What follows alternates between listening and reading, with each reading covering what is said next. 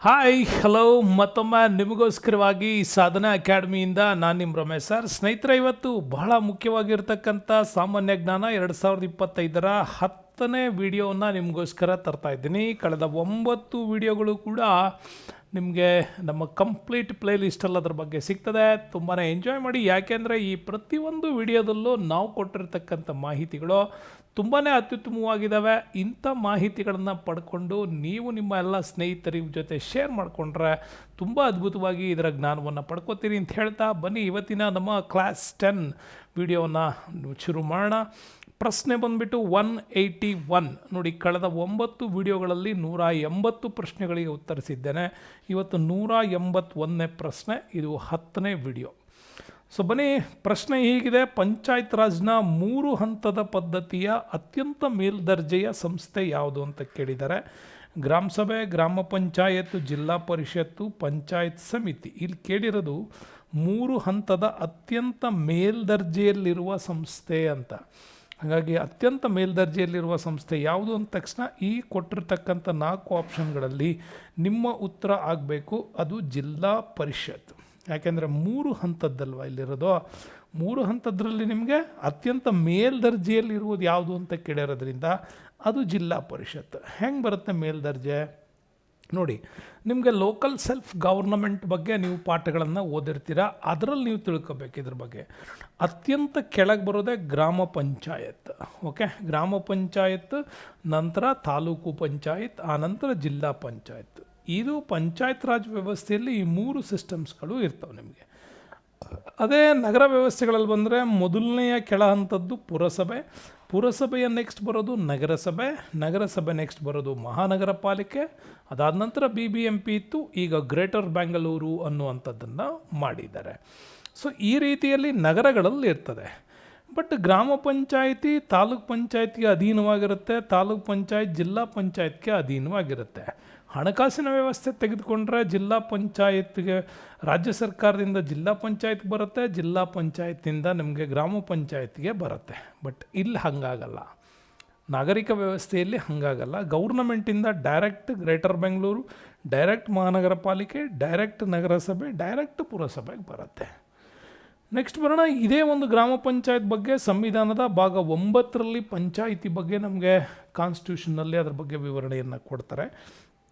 Article 73 ಇದೆಯಲ್ಲ ನಮ್ಮಲ್ಲಿ, 1992ರ 73ನೇ ತಿದ್ದುಪಡಿ ಮುಖಾಂತರ ಗ್ರಾಮ ಪಂಚಾಯತ್ ಕಲ್ಪನೆ ನಮ್ಮಲ್ಲಿ ಶುರುವಾಯಿತು. 3 ಹಂತದ ಪಂಚಾಯತ್ ರಾಜ್ ವ್ಯವಸ್ಥೆಯನ್ನು ಜೂನ್ 1973ರಲ್ಲಿ ನಮ್ಮಲ್ಲಿ ಪಶ್ಚಿಮ ಬಂಗಾಳ ಕಾಯ್ದೆಯ ಒಂದು ಅಧೀನದಲ್ಲಿ ನಮಗೆ 1993 ಪಶ್ಚಿಮ ಬಂಗಾಳ ಕಾಯ್ದೆ 1973 ಕಾಯ್ದೆ ಇತ್ತು. ಅದರ ಅನ್ವಯವಾಗಿ ಪಶ್ಚಿಮ ಬಂಗಾಳ ಕಾಯ್ದೆಯನ್ನು ಜಾರಿಗೆಯಲ್ಲಿ ತರುವ ಮುಖಾಂತರ ಅದನ್ನು ಉದ್ಘಾಟನೆ ಮಾಡ್ತಾ ಬಂದರು. ಸೊ ನೆಕ್ಸ್ಟ್ ಹೋಗೋಣ, ಕ್ವಶನ್ ನಂಬರ್ 182. ಇದು ಸೂಪರ್ ಆಗಿರೋ ಪ್ರಶ್ನೆ ನೋಡಿ. ಭಾರತ ಸಂವಿಧಾನದಲ್ಲಿ ನಮೂದಿಸಲಾದ ಮೂಲಭೂತ ಹಕ್ಕುಗಳ ಸಂರಕ್ಷಕರು ಯಾರು ಅಂತ ಕೇಳಿದ್ದಾರೆ. ಮೂಲಭೂತ ಹಕ್ಕುಗಳನ್ನು ಸಂರಕ್ಷಣೆ ಮಾಡೋರು ಯಾರು ಅಂತ ಸರ್ವೋಚ್ಚ ನ್ಯಾಯಾಲಯ, ಪ್ರಧಾನಮಂತ್ರಿ, ಪೊಲೀಸರು, ಭಾರತದ ರಾಷ್ಟ್ರಪತಿ ಅಂತಿದೆ. ಈ ಥರ ಪ್ರಶ್ನೆಗಳಲ್ಲಿ ಕೊಟ್ಟಾಗ ನಿಮಗೆ ರಾಷ್ಟ್ರಪತಿ ಬಗ್ಗೆ ನಿಮಗೆ ಕನ್ಸರ್ನ್ ಬರ್ತಾ ಇರುತ್ತೆ. ಅದರಲ್ಲಿ ಕೇಳಿದರೆ ಭಾರತ ಸಂವಿಧಾನದಲ್ಲಿ ಕಂಪ್ಲೀಟ್ ಈ ಮೂಲಭೂತ ಹಕ್ಕುಗಳನ್ನು, ಹ್ಯೂಮನ್ ರೈಟ್ಸ್ಗಳನ್ನ ಸಂರಕ್ಷಣೆ ಮಾಡೋರು ಯಾರು ಅಂತ. ಮೂಲಭೂತ ಹಕ್ಕುಗಳನ್ನು ಸಂರಕ್ಷಣೆ ಮಾಡೋದು ಇಲ್ಲಿ ಸುಪ್ರೀಂ ಕೋರ್ಟ್, ಸರ್ವೋಚ್ಚ ನ್ಯಾಯಾಲಯ. ಹೌದಾ?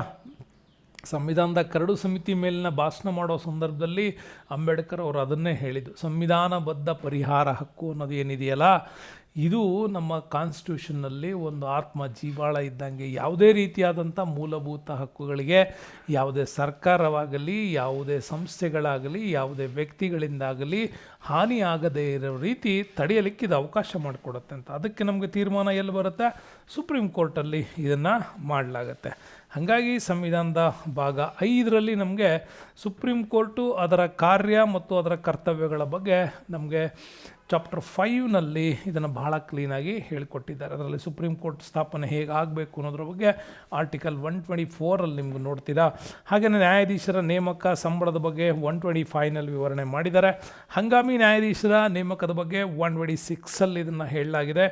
ಇನ್ನು ಸುಪ್ರೀಂ ಕೋರ್ಟ್ನ ಒಂದು ನ್ಯಾಯಾಧೀಶರ ಸ್ಥಾನಮಾನಗಳು 130ನಲ್ಲಿ, ಮೇಲ್ಮನವಿಗಳ ಬಗ್ಗೆ ಬಂದರೆ 136ಅಲ್ಲಿ, ವಿಶೇಷ ಅವಕಾಶಗಳ ಬಗ್ಗೆ 136ಅಲ್ಲಿ, ತೀರ್ಪು ಮತ್ತು ಪರಿಶೀಲನೆ ಬಗ್ಗೆ ಬಂದರೆ 137ನಲ್ಲಿ ಅದನ್ನು ನಮ್ಮಲ್ಲಿ ಹೇಳಲಾಗಿದೆ. ಹಾಗಾಗಿ ಸಂವಿಧಾನದ ಭಾಗ 5 ಕಾನ್ಸ್ಟಿಟ್ಯೂಷನಲ್ ಚಾಪ್ಟರ್ 5ನ ತುಂಬ ಅದ್ಭುತವಾಗಿ ಓದ್ಕೊಂಡ್ರೆ ಸುಪ್ರೀಂ ಕೋರ್ಟ್ ಬಗ್ಗೆ ನಮಗೆ ಗೊತ್ತಾಗುತ್ತೆ.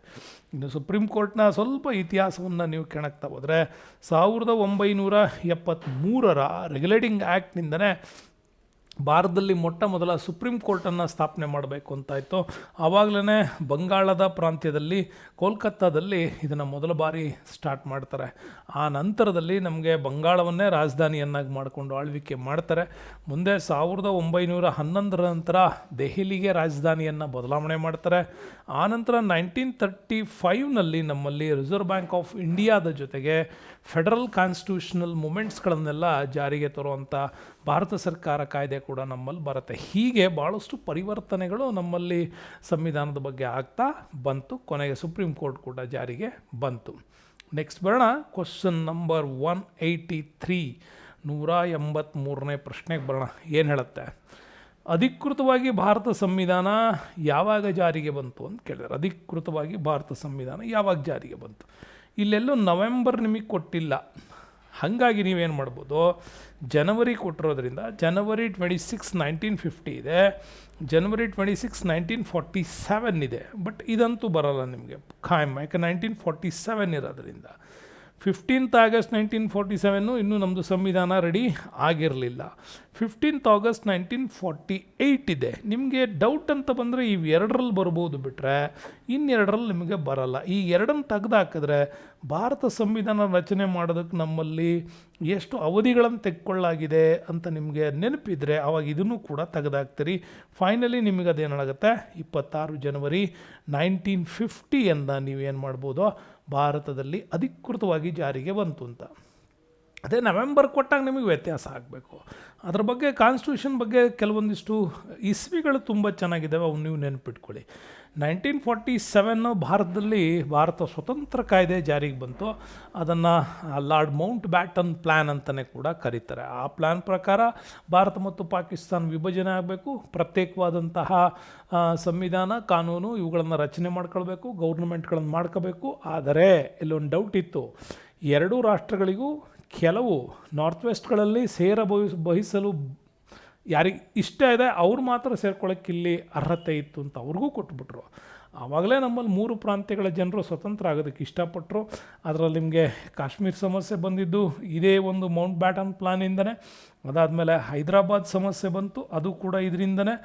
ಮತ್ತು ನಮಗೆ ಗುಜರಾತ್ನ ಜುನಾಗಢ ಸಮಸ್ಯೆ ಇದೆಯಲ್ಲ, ಅದು ಕೂಡ ಇದರಿಂದನೇ ಬಂದದ್ದು. ಇವು 3ರ ಬಗ್ಗೆ ಕಾರ್ಯಯೋಜನೆಗಳು ರೂಢಿಯಾಗಿದ್ದೆ ಇಲ್ಲಿಂದ. ನೆಕ್ಸ್ಟ್ 1946 ಡಿಸೆಂಬರ್ 9 ಮೊಟ್ಟ ಮೊದಲ ಬಾರಿಗೆ ಭಾರತದಲ್ಲಿ ಸಂವಿಧಾನವನ್ನು ರೆಡಿ ಮಾಡಬೇಕು ಅಂಥೇಳಿ ಸಂವಿಧಾನ ಸಭೆ ಇಲ್ಲಿ ರೆಡಿ ಆಯಿತು 46 ಡಿಸೆಂಬರ್ 9.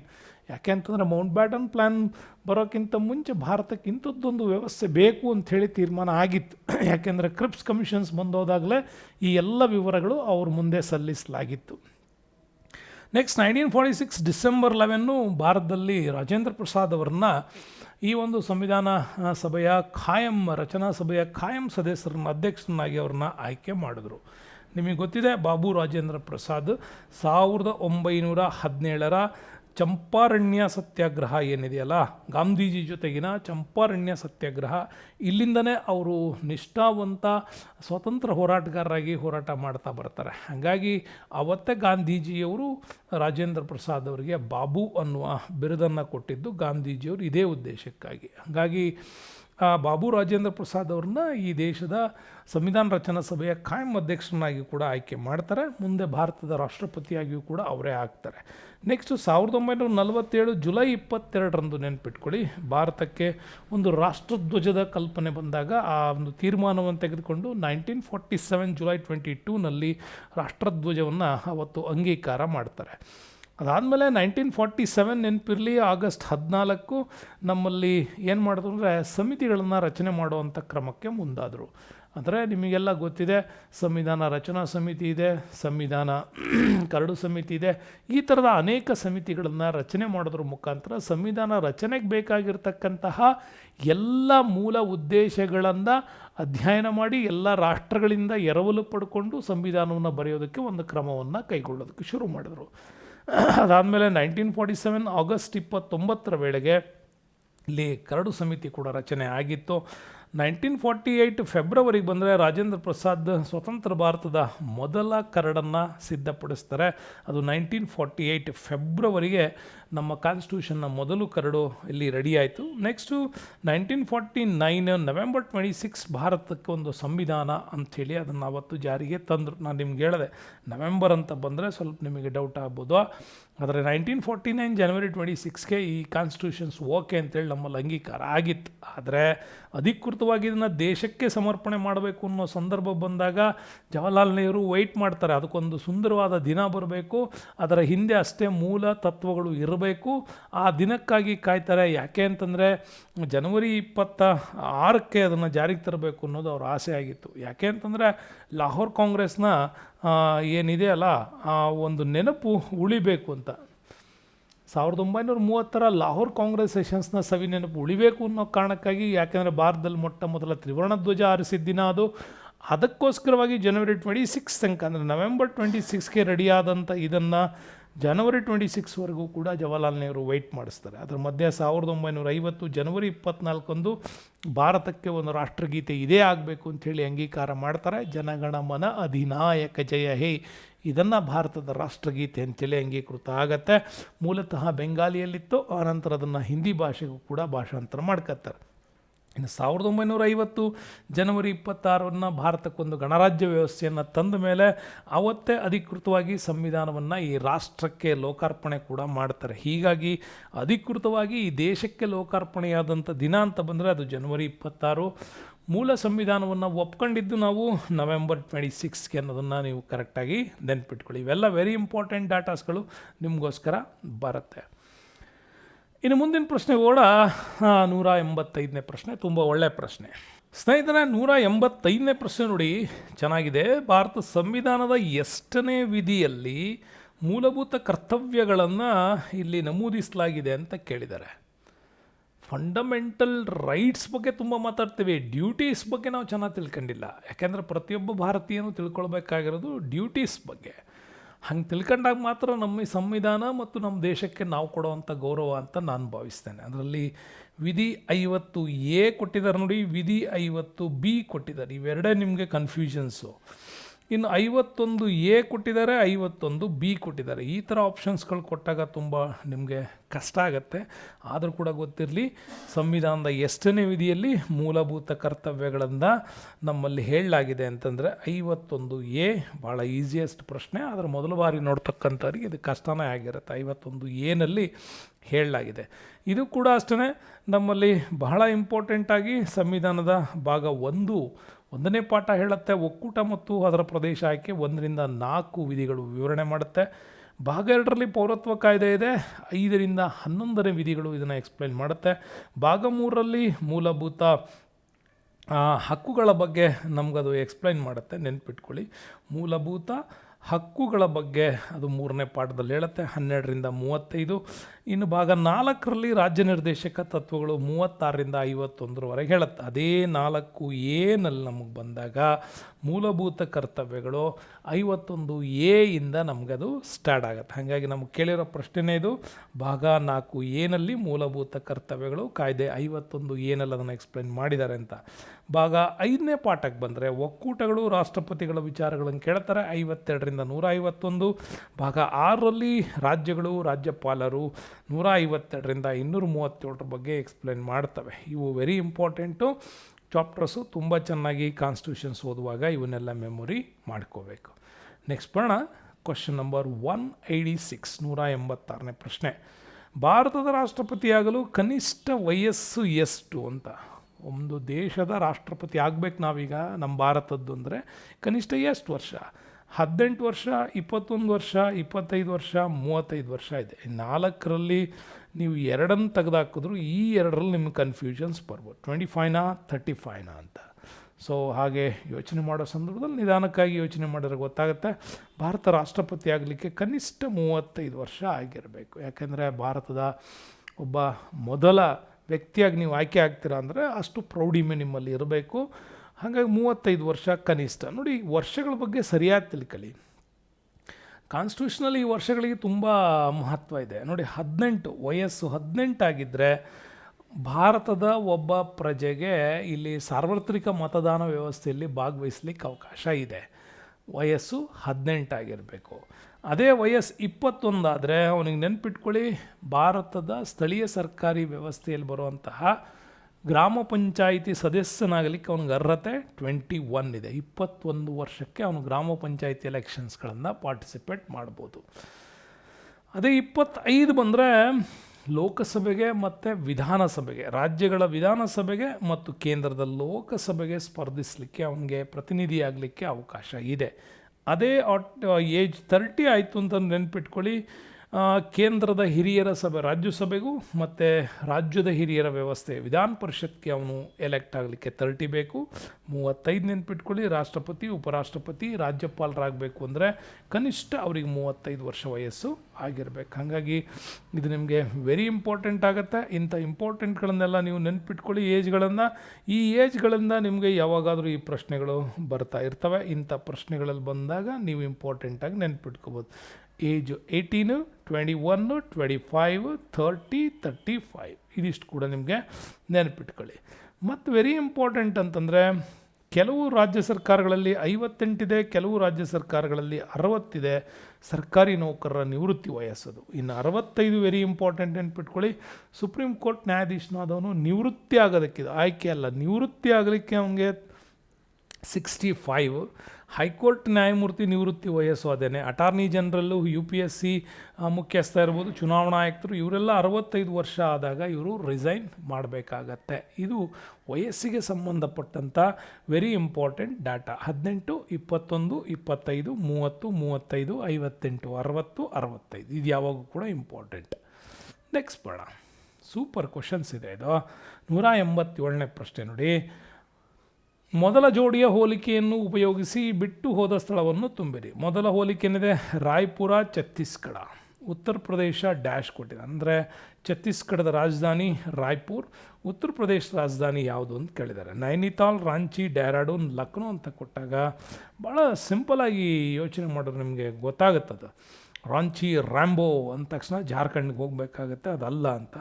ನೈನಿತಾಲ್, ಡೆಹ್ರಾಡೂನ್ ಎಲ್ಲ ಹಿಮಾಚಲ್ ಪ್ರದೇಶ, ಉತ್ತರಾಖಂಡ್ಗೆ ಬರುತ್ತೆ. ಉಳಿದಿದ್ದು ಯಾವ್ದು ನಿಮಗೆ? ಡಿ, ಲಕ್ನೋ ಬರುತ್ತೆ. ಹಾಗಾಗಿ ಇಲ್ಲಿ ಉತ್ತರ ಪ್ರದೇಶದ ರಾಜಧಾನಿ ಯಾವುದು ಅಂತಂದರೆ ಲಕ್ನೋ. ಉತ್ತರ ಪ್ರದೇಶದ ರಾಜಧಾನಿ ಲಕ್ನೋ ಬರುತ್ತೆ. ಕೆಲವೊಂದು ಇಂಪಾರ್ಟೆಂಟ್ ರಾಜ್ಯಗಳು, ರಾಜಧಾನಿಗಳ ಬಗ್ಗೆ ನಾವು ನೋಡೋಣ. ಕೆಲವು ರಾಜ್ಯಗಳು, ರಾಜಧಾನಿಗಳ ಬಗ್ಗೆ ವೆರಿ ಇಂಪಾರ್ಟೆಂಟಾಗಿ ನೆನ್ಪಿಟ್ಕೊಳ್ಳಿ, ಅವು ಇಂಪಾರ್ಟೆಂಟ್ ಆಗ್ತವೆ ಕೂಡ. ಇಲ್ಲಿ ನೋಡಿ, ನಿಮಗೆ ನಾರ್ತ್ ಇಂಡಿಯಾದಲ್ಲಿ ಬಹಳ ಸರಿ ಕೇಳ್ತಕ್ಕಂಥದ್ದು ಇದೇ ಹಿಮಾಚಲ್ ಪ್ರದೇಶದ ಬಗ್ಗೆ ಕೇಳ್ತಾರೆ. ಹಿಮಾಚಲ್ ಪ್ರದೇಶದ ರಾಜಧಾನಿ ನಿಮಗೆ ಗೊತ್ತಿರ್ತದೆ. ಆ ಒಂದು ರಾಜಧಾನಿ ಬಗ್ಗೆ, ಶಿಮ್ಲಾದ ಬಗ್ಗೆ ನೀವು ತಿಳ್ಕೋಬೇಕು. ಉತ್ತರಾಖಂಡ್ ಇದೆಯಲ್ಲ, ಹೊಸದಾಗಿ ರಚನೆಯಾಗಿರ್ತಕ್ಕಂಥ ಉತ್ತರಾಖಂಡ್, ಇಲ್ಲಿ ಡೆಹ್ರಾಡೂನ್ ಬಗ್ಗೆ ತಿಳ್ಕೊತೀರಿ. ಹಾಗೆ ಪಂಜಾಬ್, ಹರಿಯಾಣ ಇವುಗಳಿಗೆ ಬಂದರೂ ಒಂದೇ ರಾಜಧಾನಿ, ಚಂಡೀಗಢನ ರಾಜಧಾನಿಯನ್ನಾಗಿ ಮಾಡ್ಕೊಳ್ತಾರೆ. ದೆಹಲಿಯನ್ನು ನಾವು ರಾಷ್ಟ್ರೀಯ ರಾಜಧಾನಿ ಅಂತ ಮಾಡ್ತೀವಿ. ಉತ್ತರ ಪ್ರದೇಶಕ್ಕೆ ಬಂದರೆ ಇಲ್ಲಿ ಲಕ್ನೋ, ರಾಜಸ್ಥಾನಕ್ಕೆ ಬಂದರೆ ಇದು ಜೈಪುರ್, ಇದರ ರಾಜಧಾನಿ ಆಗಿರುತ್ತೆ. ಬಿಹಾರಕ್ಕೆ ಬಂದ್ರೆ ಪಾಟ್ನಾ ಇದು ನಮಗೆ. ಇನ್ನು ಮಧ್ಯಪ್ರದೇಶಕ್ಕೆ ಬಂದರೆ ಭೂಪಾಲ್, ಇದರ ರಾಜಧಾನಿ. ಗುಜರಾತಿಗೆ ಬಂದರೆ ಗಾಂಧಿನಗರ್, ಗುಜರಾತ್ ಗಾಂಧಿನಗರ್ ಹೇಳ್ತೀವಿ. ಇನ್ನು ನಮಗೆ ಜಾರ್ಖಂಡಿಗೆ ಬಂದರೆ ಇದೇ ರಾಂಚಿ, ಇದು ಕೂಡ ನಿಮಗೆ ಗೊತ್ತಿರುತ್ತೆ. ಛತ್ತೀಸ್ಗಢ, ಇದೇ ಪ್ರಶ್ನೆ ಕೊಟ್ಟಿರೋದು, ಛತ್ತೀಸ್ಗಢ, ಇದು ರಾಯ್ಪುರ್ ಕೂಡ ನೀವು ನೆನ್ಪಿಟ್ಕೊಳ್ಳಿ. ವೆಸ್ಟ್ ಬೆಂಗಾಲಿಗೆ ಬಂದರೆ ಕೋಲ್ಕತ್ತಾ ನಮಗೆ. ಹಾಗೆಯೇ ಇಲ್ಲಿ ಸಿಕ್ಕಿಂ ಬಂದರೆ ಗ್ಯಾಂಗ್ಟಾಕ್ ಬರುತ್ತೆ. ಅರುಣಾಚಲ್ ಪ್ರದೇಶ್ ಬಂದರೆ ನಮಗೆ ಇಟಾನಗರ್ ಬರುತ್ತೆ. ಇನ್ನು ನಾಗಾಲ್ಯಾಂಡಲ್ಲಿ ಕೊಹಿಮಾ, ಮಣಿಪುರಲ್ಲಿ ಇಂಫಾಲ್ ಬರುತ್ತೆ. ಮಿಜೋರಾಮಲ್ಲಿ ಐಜ್ವಾಲ್ ಬರುತ್ತೆ. ತ್ರಿಪುರಾದಲ್ಲಿ ಅಗರ್ತಲ್ ಬರುತ್ತೆ. ಇನ್ನು ನಮಗೆ ಇಲ್ಲಿ ಬರೋದೇ ಒಂದು ಚಿಕ್ಕದಾಗಿರ್ತಕ್ಕಂಥದ್ದು ಮೇಘಾಲಯ ಕೂಡ ಬರುತ್ತೆ, ಶಿಲಾಂಗ್ ಕೂಡ. ಅಸ್ಸಾಮಿಗೆ ಬಂದರೆ ದಿಸ್ಪುರ್ ಕೂಡ ಸಿಗುತ್ತೆ. ಒಡಿಸ್ಸಾದ್ದು ನಿಮಗೆ ಭುವನೇಶ್ವರ. ಹಾಗೆಯೇ ತೆಲಂಗಾಣಕ್ಕೆ ಇಲ್ಲಿ ಹೈದರಾಬಾದ್, ಆಂಧ್ರ ಪ್ರದೇಶಕ್ಕೆ ಅಮರಾವತಿ, ಹಾಗೆ ಕರ್ನಾಟಕಕ್ಕೆ ಬೆಂಗಳೂರು, ಗೋವಾಕ್ಕೆ ಪಣಜಿ, ಮಹಾರಾಷ್ಟ್ರಕ್ಕೆ ಮುಂಬೈ, ಹಾಗೆ ಕೋಲ್ಕತ್ತಾಕ್ಕೆ ಬಂದರೆ ನಮಗೆ ತಿರುವನಂತಪುರಂ, ತಮಿಳ್ನಾಡಿಗೆ ಬಂದರೆ ಚೆನ್ನೈ. ಇವು ವೆರಿ ಇಂಪಾರ್ಟೆಂಟಾಗಿ ಭಾರತದ ಕೆಲವು ಪ್ರಮುಖವಾಗಿರ್ತಕ್ಕಂಥ ರಾಜಧಾನಿಗಳ ಬಗ್ಗೆ ನಾವು ಮಾತಾಡ್ತೀವಿ. ಓಕೆ, ಮುಂದಿನ ಪ್ರಶ್ನೆಗೆ ಹೋಗೋಣ. ಬಹಳ ಸೂಪರ್ ಆಗಿದೆ ಕ್ವಶನ್ಸ್. ಈ ಕೆಳಗಿನಗಳಲ್ಲಿ ಯಾವುದು ಸ್ವಾಭಾವಿಕ ಬಂದರು ಅಲ್ಲ? ಇಂಪಾರ್ಟೆಂಟಾಗಿ ನೆನ್ಪಿಟ್ಕೊಳ್ಳಿ, ಇವ್ರು ಕೇಳಿರೋದು ಯಾವುದು ನ್ಯಾಚುರಲ್ ಪೋರ್ಟ್ ಅಲ್ಲ ಅಂತ. ಓಕೆ, ಮುಂಬೈ, ಮಂಗಳೂರು, ಕಾಂಡ್ಲಾ, ವಿಶಾಖಪಟ್ಟಣಂ ನಿಮಗೆ ಗೊತ್ತು ಆಂಧ್ರ ಪ್ರದೇಶಕ್ಕೆ ಬರುತ್ತೆ. ಕಾಂಡ್ಲಾ ನಿಮಗೆ ಗೊತ್ತಿರೋ ಹಾಗೆ ಗುಜರಾತಿಗೆ ಬರುತ್ತೆ. ಮಂಗಳೂರು ಬಂದುಬಿಟ್ಟು ಕರ್ನಾಟಕಕ್ಕೆ, ಮುಂಬೈ ಬಂದುಬಿಟ್ರು ಮಹಾರಾಷ್ಟ್ರಕ್ಕೆ ಬರುತ್ತೆ. ಹಂಗಾರೆ ಯಾವುದು ಇದರಲ್ಲಿ ಸ್ವಾಭಾವಿಕ ಬಂದರು ಅಲ್ಲ ಅಂತ ನಿಮಗೆ ಕೇಳಿದ್ರೆ ನೆನ್ಪಿಟ್ಕೊಳ್ಳಿ, ನವಮಂಗಳೂರು ಏನಿದೆ ಇದು ನ್ಯಾಚುರಲ್ ಪೋರ್ಟ್ ಅಲ್ಲ, ಇದು ನಾವು ರೆಡಿ ಮಾಡ್ಕೊಂಡಿರ್ತಕ್ಕಂಥ ಪೋರ್ಟು. ಹಾಗಾಗಿ ಪೋರ್ಟ್ಗಳ ಬಗ್ಗೆ ನಿಮಗೆ ಕೇಳುವಾಗಲೂ ಕೂಡ ಬಹಳ ಸರಿ ಇದನ್ನು ಭಾಳ ಸರಿ ಕೇಳ್ತಾರೆ. ಮುಂಬೈ ನೆನ್ಪಿಟ್ಕೊಳ್ಳಿ, ಭಾರತದ ಅತಿ ದೊಡ್ಡ ಸ್ವಾಭಾವಿಕ ಬಂದರು ಅಂತ ಕರಿತೀವಿ. ಇನ್ನು ಸ್ವಾಭಾವಿಕ ಬಂದರುಗಳಲ್ಲಿ ಕೇರಳದ ಕೊಚ್ಚಿನ್ನು, ಪಶ್ಚಿಮ ಬಂಗಾಳದ ಕೋಲ್ಕತ್ತಾ, ಹಾಗೆಯೇ ನಿಮಗೆ ಒಡಿಸ್ಸಾ ಭಾಗದಲ್ಲಿ ಬರ್ತಕ್ಕಂಥ ಪಾರಾದೀಪು, ಅದಾದಮೇಲೆ ಆಂಧ್ರ ಪ್ರದೇಶದ ವಿಶಾಖಪಟ್ಟಣಂ, ಮರ್ಮಗೋವಾ. ಚೆನ್ನೈ ನೆನ್ಪಿಟ್ಕೊಳ್ಳಿ, ಭಾರತದ ಅತ್ಯಂತ ಹಳೆಯ ಬಂದರು ಅಂತಲೂ ಕೂಡ ಇದನ್ನು ಕರಿತೀವಿ. ಸಾಮಾನ್ಯವಾಗಿ ಬಂದರುಗಳನ್ನು ಎರಡು ಭಾಗಗಳಲ್ಲಿ ನಾವು ಮಾಡ್ತೀವಿ. ಅದರಲ್ಲಿ ಕಾಂಡ್ಲಾ ಪೋರ್ಟ್ ಬರ್ತಕ್ಕಂಥದ್ದು ಇಲ್ಲೇ. ಓಕೆ, ಗುಜರಾತ್ನ ಕಾಂಡ್ಲಾ ಪೋರ್ಟ್ ಬರುತ್ತೆ. ಸ್ವತಂತ್ರ ಬಂದ ನಂತರ ನಾವು ರೆಡಿ ಮಾಡಿದಂಥ ಭಾಳ ಪ್ರಮುಖವಾದ ಬಂದರು ಅಂದರೆ ಇದೇ ಕಾಂಡ್ಲಾದಿಂದ ನಿಮಗೆ ಕೆಳ ಬಂದರೆ ಸೂರತ್ ಭಾಗಗಳು ಸಿಗ್ತವೆ.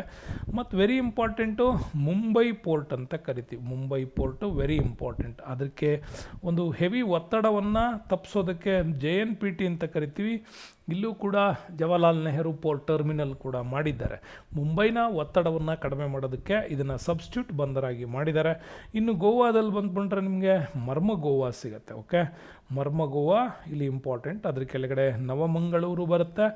ಓಕೆ, ನವಮಂಗಳೂರು ಕರ್ನಾಟಕದ ಒಂದು ಹೆಬ್ಬಾಗಿಲು ಅಂತ ಕರಿತೀವಿ. ಭಾರತದ ಹೆಬ್ಬಾಗಿಲು ಅಂದರೆ ಮುಂಬೈಗೆ ಹೇಳ್ತೀವಿ, ಕರ್ನಾಟಕದ್ದು ಅಂತಂದರೆ ನವಮಂಗಳೂರಿಗೆ ಹೇಳ್ತೀವಿ. ಮತ್ತು ಇಲ್ಲಿ ಬರ್ತಕ್ಕಂಥದ್ದು ಕೇರಳದ ಕೊಚ್ಚಿನ್ ಪೋರ್ಟ್. ಇನ್ನು ಈ ಕಡೆ ಬಂದರೆ ನಮಗೆ ಕೋಲ್ಕತ್ತಾ ಸಿಗ್ತದೆ ಪಶ್ಚಿಮ ಬಂಗಾಳದಲ್ಲಿ. ಅದ್ರ ಕೆಳಗಡೆ ಬಂದರೆ ಪಾರಾದೀಪ್ ಸಿಗುತ್ತೆ. ಆದರೆ ಕೋಲ್ಕತ್ತಾದ ಒಂದು ಹೆವಿ ಸ್ಟ್ರೆಸ್ಸನ್ನು ಮತ್ತು ಆಳವಾದ ಒಂದು ಸಮುದ್ರ ಇಲ್ಲದೆ ಇರೋದ್ರಿಂದಾಗಿ ಇಲ್ಲಿ ಭಾರೀ ಗಾತ್ರದ ಹಡಗುಗಳು ಕೋಲ್ಕತ್ತಾದಲ್ಲಿ ಬರಲಿಕ್ಕೆ ಸಾಧ್ಯ ಇಲ್ಲ. ಅದಕ್ಕೆ ಸಬ್ಸ್ಟಿಟ್ಯೂಟ್ ಆಗಿಯೂ ಕೂಡ ಇನ್ನೊಂದು ಬಂದರನ್ನು ಕೂಡ ಅದಕ್ಕೆ ಮಾಡಿರ್ತಾರೆ. ಅದರ ಹೆಸರೇ ಹಾಲ್ಡಿಯಾ ಅಂತ ಕರಿತೀವಿ. ಓಕೆ, ಹಾಲ್ಡಿಯಾ ಇಲ್ಲಾಕೆ ಬರೋಕ್ಕಾಗಲ್ಲ ಅಂದರೆ ಹೂಗ್ಲಿ ನದಿ ಹೆಚ್ಚು ಮರಳನ್ನು ತಂದು ಹಾಕೋದ್ರಿಂದಾಗಿ ಇಲ್ಲಿ ಭಾರೀ ಗಾತ್ರದ ಆಳ ಇಲ್ಲದೆ ಇರೋದ್ರಿಂದಾಗಿ ದೊಡ್ಡ ಹಡಗುಗಳಲ್ಲಿ ಬರಲಿಕ್ಕಾಗಲ್ಲ. ಪಾರಾದೀಪ ಆದಮೇಲೆ ನಿಮಗೆ ಅದ್ರ ಕೆಳಗಡೆ ಆಂಧ್ರ ಪ್ರದೇಶಕ್ಕೆ ಸಂಬಂಧಪಟ್ಟಂಗೆ ವಿಶಾಖಪಟ್ಟಣ ಕರಿತೀವಿ. ಭಾರತದ ಹೈಯೆಸ್ಟ್ ನ್ಯಾಚುರಲ್ ಪ್ರೊಟೆಕ್ಟೆಡ್ ಪೋರ್ಟ್ ಅಂತ ಕರಿತೀವಿ. ಸ್ವಾಭಾವಿಕವಾಗಿ ತುಂಬಾ ಒಂದು ಪ್ರೊಟೆಕ್ಟೆಡ್ ಆಗಿರ್ತಕ್ಕಂಥದ್ದು ವಿಶಾಖಪಟ್ಟಣದಲ್ಲಿ ನಮಗೆ ಸಿಗುತ್ತೆ. ಇನ್ನು ಅದ್ರ ಕೆಳಗಡೆ ನಮಗೆ ಎನ್ನೋರ್ ಬಂದರು ಸಿಗುತ್ತೆ. ಎನ್ನೋರು ಇದು ಚೆನ್ನೈಗೆ ಸಬ್ಸ್ಟಿಟ್ಯೂಟ್ ಆಗಿ ಮಾಡಿರ್ತಕ್ಕಂಥದ್ದು. ಇದು ಚೆನ್ನೈಗೆ ಸಬ್ಸ್ಟಿಟ್ಯೂಟ್ ಆಗಿ ಎನ್ನೋರ್ ಪೋರ್ಟ್ ಅಂತ ಮಾಡ್ತಾರೆ. ಇದೊಂದು ಪ್ರೈವೇಟ್ ಪೋರ್ಟ್ ಅಂತಲೂ ಕೂಡ ಹೇಳಲಾಗತ್ತೆ. ಅದರ ಕೆಳಗಡೆ ಬಂದರೆ ನಮಗೆ ಟ್ಯುಟಿಕಾರಿನ್ ಅಂತ ಕೂಡ ಸಿಗುತ್ತೆ. ಇವೆಲ್ಲ ಭಾರತದ ಅತ್ಯಂತ ಪ್ರಮುಖವಾಗಿರ್ತಕ್ಕಂತಹ ಒಂದು ಪೂರ್ವದ ಬಂದರುಗಳು, ಪಶ್ಚಿಮದ ಬಂದರುಗಳು ಅಂತ ಕೂಡ ಇದನ್ನು ತುಂಬ ಚೆನ್ನಾಗಿ ನಾವು ಹೇಳ್ಬೋದು. ಸೊ ಮುಂದಿನ ಪ್ರಶ್ನೆಗೆ ಹೋಗೋಣ ಏನಿದೆ ಅಂತ. Question number 189. ಇದು ಕೂಡ ಇಂಪಾರ್ಟೆಂಟ್ ಪ್ರಶ್ನೆ ನೋಡಿ. 189 ಏನು ಹೇಳ್ತಾ ಇದೆ? ಋತುಗಳು ಯಾವುದರಿಂದ ಉಂಟಾಗುತ್ತವೆ ಅಂತ. ಓಕೆ, ಸೀಸನ್ಸ್ ಹೇಗೆ ಯಾವುದರಿಂದ ಕ್ರಿಯೇಟ್ ಆಗುತ್ತೆ ಅಂತ ಕೇಳ್ಯಾರ. ಒಂದು ಪ್ರಶ್ನೆ ಏನು ಕೇಳಿದರೆ ಆಪ್ಷನ್ಸ್: ತನ್ನ ಅಕ್ಷದ ಸುತ್ತ ಭೂಮಿ ತಿರುಗುವುದರಿಂದ, ಭೂಮಿ ತನ್ನ ಸುತ್ತ ತಾನು ಸುತ್ತಕೊಳ್ಳೋದ್ರಿಂದ ಆಗತ್ತಾ, ಅಥವಾ ಭೂಮಿ ಸೂರ್ಯನ ಸುತ್ತ ಸುತ್ತೋದ್ರಿಂದ ಆಗತ್ತಾ ಅಂತ ಕೇಳಿರೋದು. ಸೂರ್ಯನ ಸುತ್ತ ಭೂಮಿಯ ಪರಿಭ್ರಮಣದಿಂದ ಆಗತ್ತಾ, ಅಥವಾ ಭೂಮಿ ತನ್ನ ಅಕ್ಷದ ಸುತ್ತ ತಾನು ಸುತ್ತೋದ್ರಿಂದ ಆಗತ್ತಾ ಅಂತ. ಇವೆರಡರಿಂದನೇ ನಮ್ಮಲ್ಲಿ ಒಂದು ಬರೋದು. ಇನ್ನು ಮೂರನೇದಾಗಿ ತನ್ನ ಅಕ್ಷದ ಮೇಲಿನ ಭೂಮಿಯ ವಾಲುವಿಕೆ ಅಂದರೆ 23.5 ವಾಲುವಿಕೆ ಏನಿದೆ ಅದರಿಂದ ಆಗತ್ತಾ, ಅಥವಾ ಚಂದ್ರನ ಸುತ್ತ ಭೂಮಿಯ ಪರಿಭ್ರಮಣ ಅಂತಿದೆ. ಇದು ನಿಮಗೆ ಎಲ್ಲ ಆಪ್ಷನ್ಸ್ ತೆಗಿಬೇಕು. ಇವು ಮೂರರಲ್ಲಿ ನಿಮಗೇನಾದ್ರು ಬರಬೇಕು ಅಂದರೆ ಸೀನು ತೆಗೆದುಬಿಡ್ತೀರಿ. ಇನ್ನು ನೀವು ಎರಡರಲ್ಲಿ ನಿಮಗಿದು ಸಿಗಬೇಕು ಕನ್ಫ್ಯೂಷನ್ಸ್. ಈ ಕನ್ಫ್ಯೂಷನ್ಸ್ಗೆ ಪರಿಹಾರ ಸೂರ್ಯನ ಸುತ್ತ ಭೂಮಿ ಸುತ್ತುವುದರಿಂದಾಗಿ ನಮಗೇನಾಗುತ್ತೆ ಸೀಸನ್ಸ್ಗಳು ಕ್ರಿಯೇಟ್ ಆಗ್ತವೆ. ಅಂದರೆ ಋತುಮಾನಗಳು ಕ್ರಿಯೇಟ್ ಆಗೋದು ನಮಗೆ ಸೂರ್ಯನ ಸುತ್ತ ಭೂಮಿಯು ಸುತ್ತುವುದರಿಂದ ಈ ಕ್ರಿಯೇಷನ್ಸ್ ನಮಗೆ ಆಗತ್ತೆ. ಓಕೆ, ಅದು ಹೆಂಗಾಗತ್ತೆ ಅಂತ ನೀವು ನೋಡೋದಾದರೆ ದ ಸೀಸನ್ಸಲ್ಲಿ ನೀವು ನೋಡ್ತಾ ಬಂದರೆ ನಮಗೆ ನೋಡಿ, ಇದು ಸೂರ್ಯ ಇದ್ದಾನೀಗ. ಓಕೆ, ಈ ಸೂರ್ಯನ ಸುತ್ತ ಭೂಮಿ ಸುತ್ತಬೇಕಲ್ವ. ಹಾಗೆ ಸುತ್ತಬೇಕು ಅಂತಂದರೆ ನಿಮಗೆ ಗೊತ್ತಿದೆ 365 ದಿನಗಳನ್ನು ಅದು ತೆಗೆದುಕೊಳ್ತದೆ ಅಂತ. ಹಾಗೆ ತೆಗೆದುಕೊಳ್ಳುವಾಗಲೂ ಕೂಡ ಅಷ್ಟೇ ಭೂಮಿಯ ಒಂದು ಸುತ್ತುವಿಕೆಯಿಂದಾಗಿ ಮತ್ತು ಭೂಮಿ ತನ್ನ ಸುತ್ತ ತಾನೂ ಕೂಡ ಅಕ್ಷ ಪರಿಭ್ರಮಣವನ್ನು ಮಾಡಿಕೊಳ್ಳೋದ್ರಿಂದಾಗಿ ಭೂಮಿಯ ಮೇಲೆ ಏನಾಗತ್ತೆ ಅದು ವ್ಯತ್ಯಾಸ ಆಗತ್ತೆ. ಭೂಮಿ ತನ್ನ ಅಕ್ಷದ ಸುತ್ತ ತಾನು ಸುತ್ತಕೊಂಡ್ರೆ, ಇಲ್ಲಿ ನೆನ್ಪಿಟ್ಕೊಳ್ಳಿ, ತನ್ನ ಅಕ್ಷದ ಸುತ್ತ ಅದೇನಾದರೂ ತಾನು ಸುತ್ತಿದರೆ ಅಲ್ಲಿ ನಮಗೆ ಗೊತ್ತಾಗಬೇಕು ಉಷ್ಣಾಂಶದಲ್ಲಿ ವ್ಯತ್ಯಾಸ ಆಗತ್ತೆ, ರಾತ್ರಿ ಹಗಲುಗಳು ಆಗುತ್ತವೆ. ಈ ಒಂದು ಕಂಡೀಷನ್ಸ್ ಆಗುತ್ತೆ ಭೂಮಿ ತನ್ನ ಸುತ್ತ ತಾನು ಸುತ್ತಕೊಳ್ಳುವಾಗ. ಆದರೆ ಭೂಮಿ ಅದೇ ಸೂರ್ಯನ ಸುತ್ತ ಸುತ್ತುವಾಗ ಏನಾಗುತ್ತೆ ಸೀಸನ್ಸ್ಗಳು ಅಂದರೆ ಋತುಮಾನಗಳು ಉಂಟಾಗ್ತವೆ. ಈ ಋತುಮಾನಗಳು ಉಂಟಾಗೋದ್ರಿಂದಾಗಿ ನಮ್ಮಲ್ಲಿ ಮಳೆಗಾಲ, ಚಳಿಗಾಲ, ಬೇಸಿಗೆ ಕಾಲ, ಈ ಕಾಲಗಳು ಉಂಟಾಗೋದು ಇದೇ ಕಾರಣಕ್ಕಾಗಿ. ಹಾಗಾಗಿ ನಮ್ಮಲ್ಲಿ ವೆರಿ ಇಂಪಾರ್ಟೆಂಟಾಗಿ ಹೇಳ್ತೀವಿ. ಮತ್ತು ಇನ್ನೊಂದು ಇಂಪಾರ್ಟೆಂಟಾಗಿ ಹೇಳ್ತೀವಿ ಸೂರ್ಯನ ಕಿರಣಗಳು. ಓಕೆ, ಮೊದಲ 3 ತಿಂಗಳಲ್ಲಿ ನಮಗೆ ಸಮಭಾಜಕ ವೃತ್ತದ ಮೇಲೆ ಬೀಳ್ತಾವೆ, ಸಮಭಾಜಕ ವೃತ್ತದ ಮೇಲೆ. ಆನಂತರ ನಮಗೆ 3 ತಿಂಗಳುಗಳು ಕರ್ಕಾಟಕ ಸಂಕ್ರಾಂತಿ ವೃತ್ತದ ಮೇಲೆ ಬೀಳ್ತವೆ. ಆನಂತರದಲ್ಲಿ ನಮಗೆ ಮತ್ತೆ ಸಮಭಾಜಕ ವೃತ್ತಕ್ಕೆ ಶಿಫ್ಟ್ ಆಗ್ತವೆ.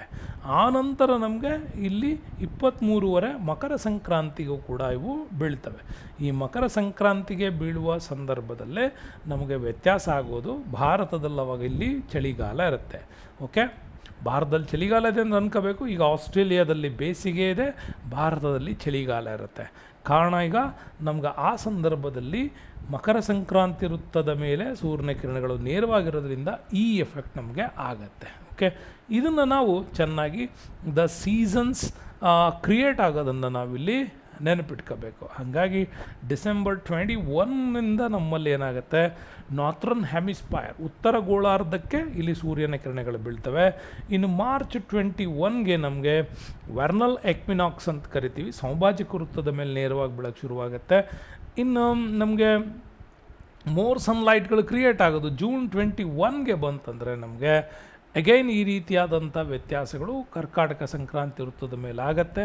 ಅಗೈನ್ ಸೆಪ್ಟೆಂಬರ್ 21ಗೆ ಬಂತಂತಂದರೆ ಅದು ಆ್ಯಕ್ಚುಯಲ್ ಈಕ್ವಿನಾಕ್ಸ್ಗೆ ಬರ್ತದೆ. ಹಾಗಾಗಿ ನಮಗೆ ಮಾರ್ಚ್ 21, ಸೆಪ್ಟೆಂಬರ್ 21 ನಮಗೆ ಸಮಭಾಜಕ ವೃತ್ತದ ಮೇಲೆ ಎಫೆಕ್ಟ್ ಆಗುತ್ತೆ. ಅದೇ ಜೂನ್ 21ಗೆ ಕರ್ಕಾಟಕದ ಮೇಲೆ, ಹಾಗೆಯೇ ಡಿಸೆಂಬರ್ 21ಗೆ ಮಕರ ಸಂಕ್ರಾಂತಿ ವೃತ್ತದ ಮೇಲೆ ಕಿರಣಗಳು ಬೀಳ್ತವೆ. ಇದು ಸೀಸನಲ್ ಎಫೆಕ್ಟ್ ಆಗೋದು ಸೂರ್ಯನ ಸುತ್ತ ಭೂಮಿ ಸುತ್ತುವುದರಿಂದ ಇದು ನಮಗೆ ಆಗತ್ತೆ. ಸೊ ನಿಮಗೆ ಈ ಒಂದು ಪಿಕ್ಚರ್ಸ್ ಕೊಟ್ಟಿದ್ದೀವಿ, ಸ್ಕ್ರೀನ್ಶಾಟ್ ತಗೊಂಡು ಇಟ್ಕೊಳ್ಳಿ. ಇದು ಯಾವಾಗೂ ನಿಮಗೆ ಬಹಳ ಇಂಪಾರ್ಟೆಂಟಾಗಿ ನಿಮಗಿದು ಬರುತ್ತೆ. ಓಕೆ, ಯಾಕೆ ಅಂತಂದರೆ ಸಮಭಾಜಕ ವೃತ್ತದಿಂದ ಹೇಗೆ ಕಿರಣಗಳು ವ್ಯತ್ಯಾಸ ಆಗ್ತದೆ ಅನ್ನೋದಕ್ಕೆ ನಿಮಗೆ ಗೊತ್ತಾಗುತ್ತೆ. ಮಾರ್ಚ್ 21ಗಾಗುವಂಥ ಎಫೆಕ್ಟು, ಸೆಪ್ಟೆಂಬರ್ 23ಗಾಗುವ ಎಫೆಕ್ಟ್ ಏನಿರುತ್ತೆ, ಡಿಸೆಂಬರ್ 21ಗಾಗೋ ಎಫೆಕ್ಟ್ ಏನಿರುತ್ತೆ, ಹಾಗೆ ಜೂನ್ 21ಗಾಗೋ ಎಫೆಕ್ಟ್ ಏನಿರುತ್ತೆ ಅನ್ನೋದು ನಿಮಗೆ ಈ ಚಿತ್ರದಿಂದ ಗೊತ್ತಾಗುತ್ತೆ. ನೆಕ್ಸ್ಟ್ ಬರೋಣ, ಕ್ವಶನ್ ನಂಬರ್ 190ಗೆ ಬರೋಣ. ಈಗ 180ನೇ ಪ್ರಶ್ನೆ ಏನು ಹೇಳುತ್ತೆ? 180ನೇ ಪ್ರಶ್ನೆ ಅಂದರೆ ವೆರಿ ಇಂಪಾರ್ಟೆಂಟ್ ಪ್ರಶ್ನೆ ನೋಡಿ. ಈ ಕೆಳಗಿನವುಗಳಲ್ಲಿ ಯಾವುದು ಏಕದಳ ಧಾನ್ಯ ಅಲ್ಲ? ನಿಮಗಿದು ಭಾಳ ಹಳ್ಳಿ ಮಕ್ಕಳಾಗಿದ್ದರೆ ಭಾಳ ಈಸಿಯಾಗಿ ಹೇಳ್ತೀರಾ. ಒಂದು ಮುಸುಕಿನ ಜೋಳ ಇದು ಏಕದಳ, ಗೋಧಿ ಏಕದಳ, ಭತ್ತ ಅಥವಾ ಅಕ್ಕಿ ಏಕದಳ. ಏಕದಳ ಅಲ್ಲದೆ ಇರೋದು ಯಾವುದು ಅಂತಂದರೆ ಬೇಳೆಕಾಳನ್ನು ಏಕದಳ ಅಲ್ಲ ಅಂತ ಕೂಡ ನಾವು ಇದನ್ನು ಹೇಳ್ತೀವಿ. ಈಸಿ ಪ್ರಶ್ನೆ, ಅದ್ರ ಬಗ್ಗೆ ಹೆಚ್ಚಿಗೆ ಬೇಡ. ಇನ್ನು ನೆಕ್ಸ್ಟ್ 191 ಇಲ್ಲಿ ಇನ್ನೂ ಒಂದು ಹೇಳ್ತಾರೆ. ಏಕದಳ ದ್ವಿದಳಕ್ಕೆ ನಿಮಗೇನಾದರೂ ಸ್ವಲ್ಪ ಕಂಪ್ಯಾರಿಸನ್ಸ್ ಯಾವಾಗೂ ಕೇಳ್ತಾರೆ ನಿಮಗೆ. ನೋಡಿ, ಏಕದಳ ಅಂತಂತಂದರೆ ಸಾಮಾನ್ಯವಾಗಿ ಏಕದಳ ಅಂತಂತಂದರೆ ಗರಿಗಳ ರೂಪದ ಒಂದು ಎಲೆಗಳನ್ನು ಹೊಂದಿರುತ್ತೆ. ಗರಿಗಳ ರೂಪದ ಎಲೆಗಳನ್ನು ಹೊಂದಿದರೆ ಅದು ಏಕದಳ. ದ್ವಿದಳ ಅಂತ ಆಯಿತು ಅಂತಂದರೆ ಅಗಲವಾದ ಎಲೆಗಳನ್ನು ಹೊಂದಿರತಕ್ಕಂಥದ್ದು. ಓಕೆ, ಅಗಲವಾದ ಎಲೆಗಳನ್ನು ಹೊಂದಿದರೆ ಅದನ್ನು ದ್ವಿದಳ ಅಂತ ಕರಿತೀವಿ. ದ್ವಿದಳಕ್ಕೆ ಸಾಮಾನ್ಯವಾಗಿ ತಾಯಿ ಬೇರು ಇರ್ತದೆ, ಇದಕ್ಕೆ ಸಾಮಾನ್ಯವಾಗಿ ತಂತು ಬೇರು ಇರ್ತದೆ. ಇದು ಕಾಮನ್ನಾಗಿ ನೀವು ಇದನ್ನು ಯಾವಾಗೂ ಕೇಳ್ತಕ್ಕಂಥ ಒಂದು ಸಿಂಪಲ್ ಪ್ರಶ್ನೆ ಇದಾಗಿರುತ್ತೆ. ಓಕೆ, ಏಕದಳ ಸಾಮಾನ್ಯವಾಗಿ ಏನು ಮಾಡುತ್ತೆ ಅಂತಂದರೆ ಭೂಮಿಯಿಂದ ಸಾರಜನಕವನ್ನು ಇದು ತೆಗೆದುಕೊಳ್ಳೋ ಕೆಲಸ ಮಾಡುತ್ತೆ. ಅದೇ ದ್ವಿದಳಕ್ಕೆ ಬಂದರೆ ಗಾಳಿಯಲ್ಲಿರ್ತಕ್ಕಂಥ ಸಾರಜನಕವನ್ನು ತೆಗೆದುಕೊಂಡು ಬೇರುಗಳಿಗೆ ಕಲಿಸೋ ಕೆಲಸ ಮಾಡುತ್ತೆ. ಇದನ್ನು ಮಾಡೋದ್ರಿಂದಲೇ ನಮ್ಮಲ್ಲಿ ಏನು ಮಾಡ್ತೀವಿ ನಾವು, ಕ್ರಾಪ್ ರೊಟೇಷನ್ಸ್ ಮಾಡಿ ಅಂತ ಕೂಡ ರೈತರಿಗೆ ಅದನ್ನು ಹೇಳ್ತಾರೆ, ಇದೇ ಉದ್ದೇಶಕ್ಕೆ. ನೆಕ್ಸ್ಟ್ ಬರೋಣ, ಕ್ವಶನ್ ನಂಬರ್ 191ಗೆ ಬರೋಣ. ಏನು ಹೇಳುತ್ತೆ, ಈ ಕೆಳಗಿನ ಗ್ರಹಗಳಲ್ಲಿ ಯಾವುದು ಅತಿ ಚಿಕ್ಕದು? ನೋಡಿ, ಗ್ರಹಗಳನ್ನು ಕೊಟ್ಬಿಟ್ಟಿದ್ದಾರೆ, ಅತಿ ಚಿಕ್ಕದು ಯಾವುದು ಕೇಳ್ತಾ ಇದ್ದಾರೆ ಇಲ್ಲಿ. ಆದರೆ ನೀವು ಚಿಕ್ಕದು ಅಂತ ಹುಡುಕುವಾಗ ಬಹಳ ಈಸಿಯಾಗಿ ಹುಡುಕ್ಬೋದು. ದೊಡ್ಡದು ಯಾವುದು ಅಂತ ಕೇಳುವಾಗ ಗುರು ಕೇಳ್ತೀವಿ, ಚಿಕ್ಕದು ಯಾವುದು ಅಂತ ಹೇಳುವಾಗ ಬುಧ ಹೇಳ್ತೀವಿ. ಆದರೆ ಕೊಟ್ಟರು ಈ 4ರಲ್ಲಿ ಯಾವುದು ಅಂತ ಕೂಡ ಕೇಳೋದು. ಶುಕ್ರ, ಬುಧ, ಭೂಮಿ, ಮಂಗಳದ ಬಗ್ಗೆ ಕೊಟ್ಟಿದ್ದಾರೆ. ಇದು ಈಸಿಯೆಸ್ಟ್ ಕ್ವಶನ್ಸ್ ನಿಮಗೆ. ಹಾಗಾಗಿ ಕೊಟ್ಟಿರುವ ಗ್ರಹಗಳಲ್ಲಿ, ಈ ಕೆಳಗಿನ ಗ್ರಹಗಳಲ್ಲಿ ಯಾವುದು ಅತಿ ಚಿಕ್ಕದು ಅಂತ ಇದೆ. ಚಿಕ್ಕದು ಅಂತಿದ್ದಾಗ ನಿಮಗೆ ಬುಧ ಬಗ್ಗೆ ಕನ್ಫ್ಯೂಷನ್ ಬರ್ಬೋದು, ಭೂಮಿ ಬಗ್ಗೆ ಕನ್ಫ್ಯೂಷನ್ಸ್ ಬರ್ಬೋದು. ಯಾವುದು ಅಂಥೇಳಿ ಈಗ ನಾವು ಈ ಡೌಟ್ನ ನಿಮಗೆ ಕ್ಲಿಯರ್ ಮಾಡೋಣ. ನೋಡಿ, ಪ್ಲಾನೆಟ್ಸ್ ವಿಚಾರಕ್ಕೆ ಬಂತಂದರೆ, ಓಕೆ, ಪ್ಲಾನೆಟ್ಸ್ ವಿಚಾರಕ್ಕೆ ಬರೋಣ. ಇಲ್ಲಿ ಭೂಮಿಯ ಅತ್ಯಂತ ಚಿಕ್ಕ ಗ್ರಹ ಯಾವುದು ಅನ್ನೋದು ಇನ್ನು ಇದ್ರ ಡೌಟಲ್ಲಿ ಇಟ್ಟಿದ್ದೀನಿ ನಿಮಗೆ. ಇದನ್ನು ಕ್ಲಿಯರ್ ಮಾಡಬೇಕು ಅಂತಂದರೆ ಇದನ್ನು ನೋಡಿ ಇಲ್ಲಿ ಮರ್ಕ್ಯುರಿ ಅಂತ ಕರಿತೀವಲ್ವಾ. ಸೊ ಮರ್ಕ್ಯುರಿ, ನಿಮಗೆ ಮಾರ್ಸ್, ವೀನಸ್, ಅರ್ತ್ ಇದೆ. ಇಲ್ಲಿಗ 4 ಗ್ರಹಗಳಿವು. ಓಕೆ, ಇವುಗಳದ್ದು ನೋಡಿ ನಿಮಗೆ ಏನಿದೆ ಇದರ ಒಂದು ಸೈಜ್ ಅಂತ ಇಲ್ಲಿ ಕೊಟ್ಟಿದ್ದಾರೆ ನಿಮಗೆ. ಓಕೆ, ಹಾಗಾಗಿ ಅರ್ತ್ ಅಂತ ಅಂತೀವಿ. ಇದು ಭೂಮಿ ಬಗ್ಗೆ ಕೊಟ್ಟಿದ್ವಿ. ಎಷ್ಟಿದೆ? 6371 ಕಿಲೋಮೀಟರ್ ಇದರ ಸೈಜ್ ಬಗ್ಗೆ ಹೇಳ್ತೀವಿ. ಅದೇ ವೀನಸ್ ಬಂದರೆ ನಿಮಗೆ ಶುಕ್ರ ಗ್ರಹದ ಬಗ್ಗೆ ಹೇಳುವಾಗ 6052 ಹೇಳ್ತೀವಿ. ಅಂದರೆ ಶುಕ್ರ ಮತ್ತು ಭೂಮಿಯನ್ನು ತೆಗೆದುಕೊಂಡಾಗ ಭೂಮಿ ದೊಡ್ಡದು ಹೇಳ್ತೀವಿ. ಅದೇ ರೀತಿ ಮಾರ್ಸ್ ಬಗ್ಗೆ ಬರ್ತೀವಿ. ಓಕೆ, ಮಂಗಳ ಗ್ರಹದ ಬಗ್ಗೆ ಬಂದಾಗ 3390 ಹೇಳ್ತೀವಿ. 3390 ಹೇಳ್ತೀವಿ. ಇನ್ನು ಲಾಸ್ಟ್ ಒನ್ ಬುಧ ಗ್ರಹದ ಬಗ್ಗೆ ಹೇಳುವಾಗ 2440 ಕೊಟ್ಟಿರೋದು ಇವೇ 4 ನಮಗೆ ಅಲ್ವಾ. ಭೂಮಿ, ಶುಕ್ರ, ಮಂಗಳ, ಬುಧ ಕೊಟ್ಟಿದ್ದಾರೆ. ಸೊ ಅಲ್ಲಿಗೆ ನಿಮ್ಮ ಆನ್ಸರ್ ಏನಾಗಬೇಕು? ಇದು ಬುಧ ಗ್ರಹ ಏನಿದೆಯಲ್ಲ, ಇದೇ ಕೊಟ್ಟಿರುವ ಕೆಳಗಿನ ಗ್ರಹಗಳಲ್ಲಿ ಅತಿ ಚಿಕ್ಕದು. ಇದು ಅತಿ ಚಿಕ್ಕದು. ಕೊಟ್ಟಿರೋ ಗ್ರಹಗಳಲ್ಲಿ ನಮ್ಮ ಪ್ರಶ್ನೆ ಏನು? ಅತಿ ದೊಡ್ಡದು ಅಂತ ಕೇಳಿರೋದ್ರಿಂದಾಗಿ ದೊಡ್ಡದು ಯಾವುದು ಅಂತ ಬಂದರೆ ಅದು ಭೂಮಿ. ಭೂಮಿ ಯಾಕೆ ದೊಡ್ಡದು ಅಂತಂದರೆ 6371 ದೊಡ್ಡದಿದೆ. ಹಾಗಾಗಿ ಎಕ್ಸಾಮ್ ಟೈಮಲ್ಲಿ ಹರಿಬರಿ ಮಾಡ್ಕೊಂಡು ನೀವು ಅತಿ ಚಿಕ್ಕದು ಅತಿ ದೊಡ್ಡದು ಅನ್ನೋ ಕನ್ಫ್ಯೂಷನ್ಸ್ ಮಾಡ್ಕೊಂಡಾಗ ಭೂಮಿ ದೊಡ್ಡದು, ಕೊಟ್ಟಿರೋದ್ರಲ್ಲಿ ಭೂಮಿ ದೊಡ್ಡದು. ಯಾಕಂದರೆ ಗುರು ಕೊಟ್ಟಿಲ್ಲ ಇಲ್ಲಿ, ಹಾಗಾಗಿ ಭೂಮಿ ದೊಡ್ಡದು. ಕೊಟ್ಟಿರೋದ್ರಲ್ಲಿ ಅತಿ ಚಿಕ್ಕದು ಯಾವುದು ಅಂತ ಬಂದರೆ ಅದು ಬುಧ ನಿಮಗೆ ಚಿಕ್ಕದು ಆಗುತ್ತೆ. ಟೋಟಲ್ ಪ್ಲಾನೆಟ್ಸಲ್ಲಿ ಅತ್ಯಂತ ದೊಡ್ಡದು ಯಾವುದು ಅಂತಂದರೆ 69911 ಕಿಲೋಮೀಟರನ್ನು ಹೊಂದಿರತಕ್ಕಂಥ ಜುಪಿಟರ್, ಈ ಗುರು ಗ್ರಹ ಏನಿದೆ ಇದು ದೊಡ್ಡದು. ಇನ್ನು ಸ್ಯಾಟ್ರಾನ್, ಶನಿ ಗ್ರಹದ ಬಗ್ಗೆ ನಾವು ಮಾತಾಡಿದ್ರೆ 58,000 ಬರುತ್ತೆ. ಆಮೇಲೆ ಯುರೇನಸ್ ಬಂದರೆ 25,000, ನೆಪ್ಚೂನ್ ಬಂದರೆ 24,000. ಈ ಥರ ನಿಮಗೆ ಸಮಥಿಂಗಲ್ಲಿ ನೆನ್ಪಿಟ್ಕೊಳ್ಳಿ ಅಷ್ಟೇ. ಓಕೆ, ನೆಪ್ಚೂನ್ ಬಂದು 24, ಟಿಲ್ ಲಾಸ್ಟಲ್ಲಿ ಬರುವಂಥದ್ದು 24, ಅದ್ರ ಒಳಗಡೆದು 25 ನಿಮಗೆ. Okay, Neptune, Uranus. ಇನ್ನು ಅದ್ರ ಕೆಳಗಡೆ ಬಂತಂದರೆ ಶನಿ ಬರ್ತದೆ, ಶನಿ 58 ಬರ್ತದೆ. ಇನ್ನು ಗುರು ಬಂದರೆ 69. ಇಲ್ಲ ಈ 4 ಗ್ರಹಗಳದ್ದು ಕೇಳ್ಬೋದು, ಇಲ್ಲ ಈ 4 ಗ್ರಹಗಳದ್ದು ಕೇಳ್ಬೋದು. ಸೊ ನೆಕ್ಸ್ಟ್ ಬರೋಣ. ಗ್ರಹಗಳು ಮತ್ತು ಸೂರ್ಯನಿಂದ ಇರತಕ್ಕಂಥ ದೂರ ಮತ್ತು ಅವುಗಳ ಅಕ್ಷ ಪರಿಭ್ರಮಣ ಮತ್ತು ಇಡೀ ಖಗೋಳದಲ್ಲಿ ಪರಿಭ್ರಮಣದ ಬಗ್ಗೆ ನೋಡೋಣ. ಬುಧ ಗ್ರಹ ಇದೆಯಲ್ಲ, ಇದು ಇಂಪಾರ್ಟೆಂಟು. ಸೂರ್ಯನಿಂದ ಇಷ್ಟು ದೂರ ಇದ್ದರೂ ಕೂಡ ಇದು ತನ್ನ ಸುತ್ತ ಸೂರ್ಯನ ಸುತ್ತ ಸುತ್ತೋದಕ್ಕೆ ನೆನ್ಪಿಟ್ಕೊಳ್ಳಿ, ಇದು ಸೂರ್ಯನ ಸುತ್ತ ಸುತ್ತೋದಕ್ಕೆ 88 ದಿನಗಳನ್ನು ತೆಗೆದುಕೊಳ್ಳುತ್ತೆ. ಯಾವುದರ ವಿರುದ್ಧ? ಸೂರ್ಯನ ಸುತ್ತ ಸುತ್ತಕೊಳ್ಳೋಕ್ಕೆ 88 ದಿನಗಳನ್ನು ಇದು ತೆಗೆದುಕೊಳ್ಳುತ್ತದೆ. ಇದು ತನ್ನ ಸುತ್ತ ತಾನು ಸುತ್ತಕೊಳ್ಳೋಕ್ಕೆ 58 ದಿನಗಳನ್ನು ಕೂಡ ತೆಕ್ಕೊಳ್ಳುತ್ತೆ. ಓಕೆ, ಅದೇ ಇಲ್ಲಿ ಶುಕ್ರ ಗ್ರಹ ನೋಡಿ, ಇದು ಸೂರ್ಯನ ಸುತ್ತ ಸುತ್ತೋದಕ್ಕೆ 224 ದಿನಗಳನ್ನು ತೆಕ್ಕೊಳ್ಳುತ್ತೆ. ಆದರೆ ತನ್ನ ಸುತ್ತ ತಾನು ಸುತ್ತಕೊಳ್ಳೋದಕ್ಕೆ 243 ಗ್ರಹ ತಕ್ಕೊಳ್ಳುತ್ತೆ. ಅಂದರೆ ಅಲ್ಲಿಗೆ ನಮಗೇನು ಗೊತ್ತಾಗಬೇಕು? ತನ್ನ ಸುತ್ತ ತಾನು ಸುತ್ತಕೊಳ್ಳೋಕ್ಕೆ ಅತಿ ಹೆಚ್ಚು ದಿನಗಳನ್ನು ತೆಕ್ಕೊಳ್ಳೋದು ಶುಕ್ರ. ತನ್ನ ಸುತ್ತ ತಾನು ಸುತ್ತಕೊಳ್ಳೋಕ್ಕೆ ಫಾಸ್ಟೆಸ್ಟ್ ಯಾವುದು ಅಂದರೆ ಗುರು. ತನ್ನ ಸುತ್ತ ತಾನು ಸುತ್ತಕೊಳ್ಳೋಕ್ಕೆ ಅತಿ ಕಡಿಮೆ ಅವಧಿ ತೆಕ್ಕೊಳ್ಳೋದು ಗುರು, ಅತಿ ಹೆಚ್ಚು ತೆಕ್ಕೊಳ್ಳೋದು ಯಾವುದು? ಶುಕ್ರ. ನೆನಪಿಟ್ಕೊಳ್ಳಿ. ಭೂಮಿ ವಿಚಾರಕ್ಕೆ ಬಂದರೆ 365, ಮಂಗಳ 687 ಒಂದು ವರ್ಷ. ಅದೇ ಗುರು ನೋಡಿ ಇಲ್ಲಿ 11.86ಗೆ 1 ವರ್ಷ ಆಗುತ್ತೆ.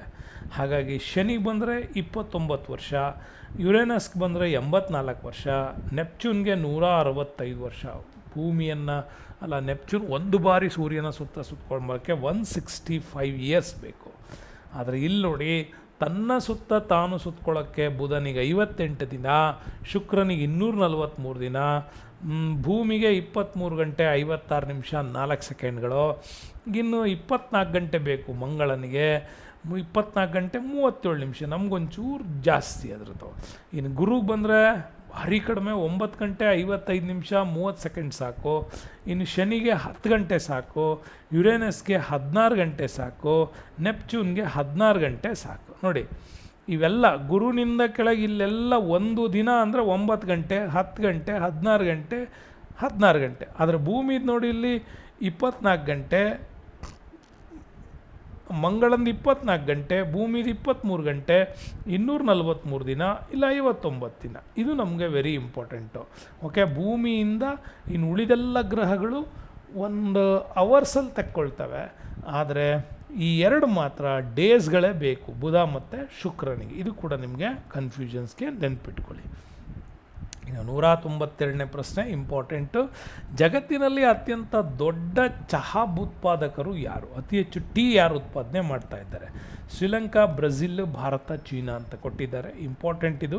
ಕೇಳಿರೋದು ಅತ್ಯಂತ ದೊಡ್ಡ ಚಹಾ ಉತ್ಪಾದಕರು ಯಾರು ಅಂತ ಕೇಳಿದಾಗ ನೆನಪಿರಲಿ, ಜಗತ್ತಲ್ಲಿ ಅತ್ಯಂತ ಹೆಚ್ಚು ಟೀ ಉತ್ಪಾದನೆ ಮಾಡೋದು ಚೀನಾ. ನಮ್ಮಲ್ಲಿ ಯಾವಾಗೂ ಹೇಳ್ತಾರೆ, ಲಾರ್ಡ್ ಕರ್ಜನ್ನು ಮತ್ತು ಲಾರ್ಡ್ ಕ್ಯಾನಿಂಗ್ನ ಟೈಮಲ್ಲಿ ಭಾರತಕ್ಕೆ ಟೀಯನ್ನು ಪರಿಚಯಿಸಲಾಯಿತು. ಅದಕ್ಕಿಂತ ಮುಂಚೆ ಭಾರತದಲ್ಲಿತ್ತು. ಕ್ವಾಲಿಟಿ ಟೀಯನ್ನು ಚೀನಾದಿಂದ ಭಾರತಕ್ಕೆ ಪರಿಚಯಿಸಿತು ಅಂತ ಹೇಳ್ತಾರೆ. ನೋಡಿ, ಇದು 2023-24 ಡಾಟಾ ಕೊಟ್ಟಿದ್ದಾರೆ.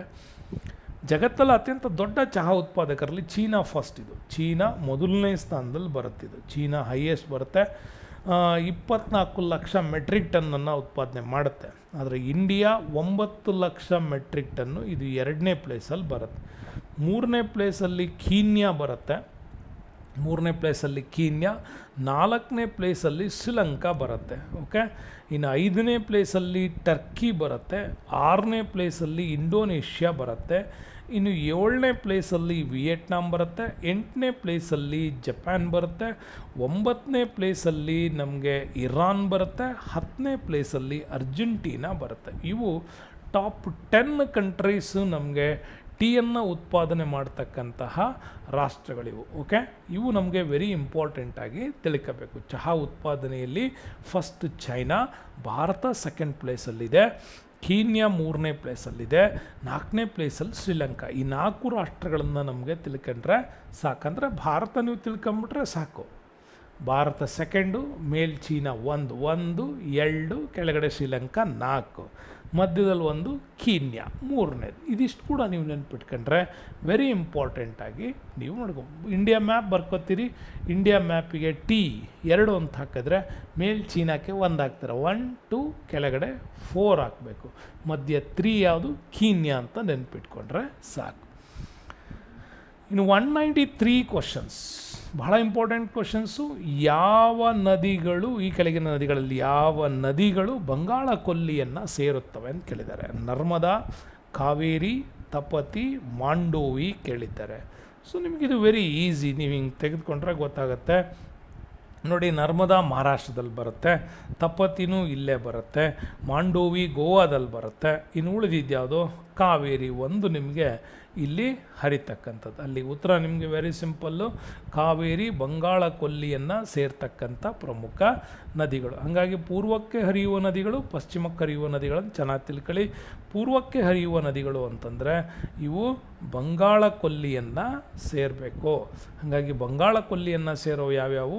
ಗಂಗಾ, ಬ್ರಹ್ಮಪುತ್ರ, ಮಹಾನದಿ, ಗೋದಾವರಿ, ಕೃಷ್ಣ, ಕಾವೇರಿ, ಪನ್ನೇಯರ್, ವೈಗೈ, ಸುವರ್ಣರೇಖಾ. ಇನ್ನು ಪಶ್ಚಿಮಕ್ಕೆ ಹರಿಯುವ ನದಿಗಳು ಅಂತಂದರೆ ಇವು ಅರಬ್ಬಿ ಸಮುದ್ರಕ್ಕೆ ಸೇರಬೇಕು. ಅದರಲ್ಲಿ ಸಿಂಧು, ನರ್ಮದಾ, ತಾಪತಿ, ಸಬರಮತಿ, ಮಾಹಿ, ಗಗ್ಗರ್, ಲೂನಿ, ಸಾರಾವತಿ, ಪುಂಬಾ, ಪೆರಿಯಾರ್, ಭಾರತ್ ಪೂಜಾ ಇವೆಲ್ಲ ಕೂಡ ನಮಗೆ ಅರಬ್ಬಿ ಸಮುದ್ರಕ್ಕೆ ಸೇರ್ತಕ್ಕಂಥ ಪ್ರಮುಖವಾಗಿರ್ತಕ್ಕಂಥ ನದಿಗಳು. ನೋಡಿ, ನೆನ್ಪಿಟ್ಕೊಳ್ಳಿ, ಚೀನಾದ ಈ ಪ್ರದೇಶದಿಂದ ನಮಗೆ ಮೌಂಟ್ ಕೈಲಾಸ್ ಪರ್ವತ ಶ್ರೇಣಿಗಳಲ್ಲಿ ಬರ್ತವೆ. ಇಲ್ಲಿಂದ ಇಂಡಸ್ ನದಿ ಗಿಲ್ಗಿಟ್ ಬಾಲ್ಟಿಸ್ತಾನ್ ಮುಖಾಂತರವಾಗಿ ಪಾಕಿಸ್ತಾನದಲ್ಲಿ ಹೋಗಿ ಇಲ್ಲಿ ಕರಾಚಿ ಬಂದರಿನ ಸಮೀಪ ಇದು ಅರಬ್ಬಿ ಸಮುದ್ರವನ್ನು ಸೇರುತ್ತೆ, ಸಿಂಧೂ ನದಿ. ಅದಕ್ಕೆ ಸಂಬಂಧಪಟ್ಟಂಗೆ 5 ನದಿಗಳು ಬರ್ತಾವಲ್ವ, ಅದರಲ್ಲಿ ಝೀಲಮ್ಮು, ಚೀನಾಬು, ರಾವಿ, ಸಟ್ಲೇಜ್ ಇವು ಕೂಡ ಸಿಂಧೂ ನದಿಯನ್ನು ಸೇರ್ತವೆ. ಇನ್ನು ಬಿಟ್ಟರೆ ನಮಗೆ ಗಂಗಾ ನದಿ ನಮಗೆ ಇಲ್ಲಿ ಬರುತ್ತೆ, ಉತ್ತರ ಪ್ರದೇಶ್, ಬಿಹಾರ್ ಮುಖಾಂತರ ಮುಂದೆ ವೆಸ್ಟ್ ಬೆಂಗಾಲ್ಗೆ ಹೋಗಿ ಅಲ್ಲಿ ಬಂಗಾಳ ಕೊಲ್ಲಿಯನ್ನು ಸೇರ್ತದೆ. ಇದಕ್ಕೆ ಯಮುನಾ ನದಿ ನಮ್ಮಲ್ಲಿ ಅಲಹಾಬಾದಲ್ಲಿ ಜಾಯ್ನ್ ಆಗುತ್ತೆ, ತ್ರಿವೇಣಿ ಸಂಗಮದಲ್ಲಿ. ಅದಾದ ನಂತರ ಬ್ರಹ್ಮಪುತ್ರ ಚಮಯಂಗ್ಡಂಗಲ್ಲಿ ಹುಟ್ಟುತ್ತೆ. ಹೀಗೆ ಹೋಗ್ಬಿಟ್ಟು ಅರುಣಾಚಲ್ ಪ್ರದೇಶದಿಂದ ನಮಗೆ ಎಂಟ್ರಿ ಕೊಡುತ್ತೆ. ಅರುಣಾಚಲ್ ಪ್ರದೇಶ, ಅಸ್ಸಾಮಿಂದ ಇದು ವೆಸ್ಟ್ ಬೆಂಗಾಲ್ ಬಾಂಗ್ಲಾದೇಶಕ್ಕೆ ಹೋಗುತ್ತೆ. ಅಲ್ಲಿಂದ ಅದು ಬಂಗಾಳ ಕೊಲ್ಲಿಯನ್ನು ಸೇರುತ್ತೆ. ಇನ್ನು ಈ ಕಡೆ ಬಂದರೆ ನಮಗೆ ನೋಡಿ, ವೆರಿ ಇಂಪಾರ್ಟೆಂಟಲ್ಲಿ ನಾವು ನೋಡೋದಾದರೆ ಈ ಕಡೆ ಮಹಾನದಿ, ಓಕೆ, ಒಡಿಸ್ಸಾದಲ್ಲಿ ಬರುತ್ತೆ. ಇದರಲ್ಲೇ ಸುವರ್ಣರೇಖಾ ಅಂತ ಕರಿತೀವಿ, ಅದು ಇಲ್ಲೇ ನಮಗೆ ಛತ್ತೀಸ್ಗಢ, ಜಾರ್ಖಂಡ್ ಬಂದ ಬರ್ತಕ್ಕಂಥದ್ದು ಸುವರ್ಣರೇಖಾ. ಅದಾದಮೇಲೆ ಮಹಾನದಿ, ಅದಾದಮೇಲೆ ಗೋದಾವರಿ ಆಂಧ್ರದಲ್ಲಿ, ಕೃಷ್ಣ ಇದು ಕೂಡ ಆಂಧ್ರದಲ್ಲಿ, ಕಾವೇರಿ ಇದು ತಮಿಳ್ನಾಡಲ್ಲಿ. ಇನ್ನು ಈ ಕಡೆ ಬಂದರೆ ನಮಗೆ ನರ್ಮದಾ, ತಪತಿ, ಇಲ್ಲಿಂದ ಸಬರಮತಿ, ಲೂನಿ, ಸಾರಾಮತಿ ಇವೆಲ್ಲ ಅರಾವಳಿ ಪರ್ವತ ಶ್ರೇಣಿಗಳಿಂದ ಇಲ್ಲಿ ಬರ್ತವೆ.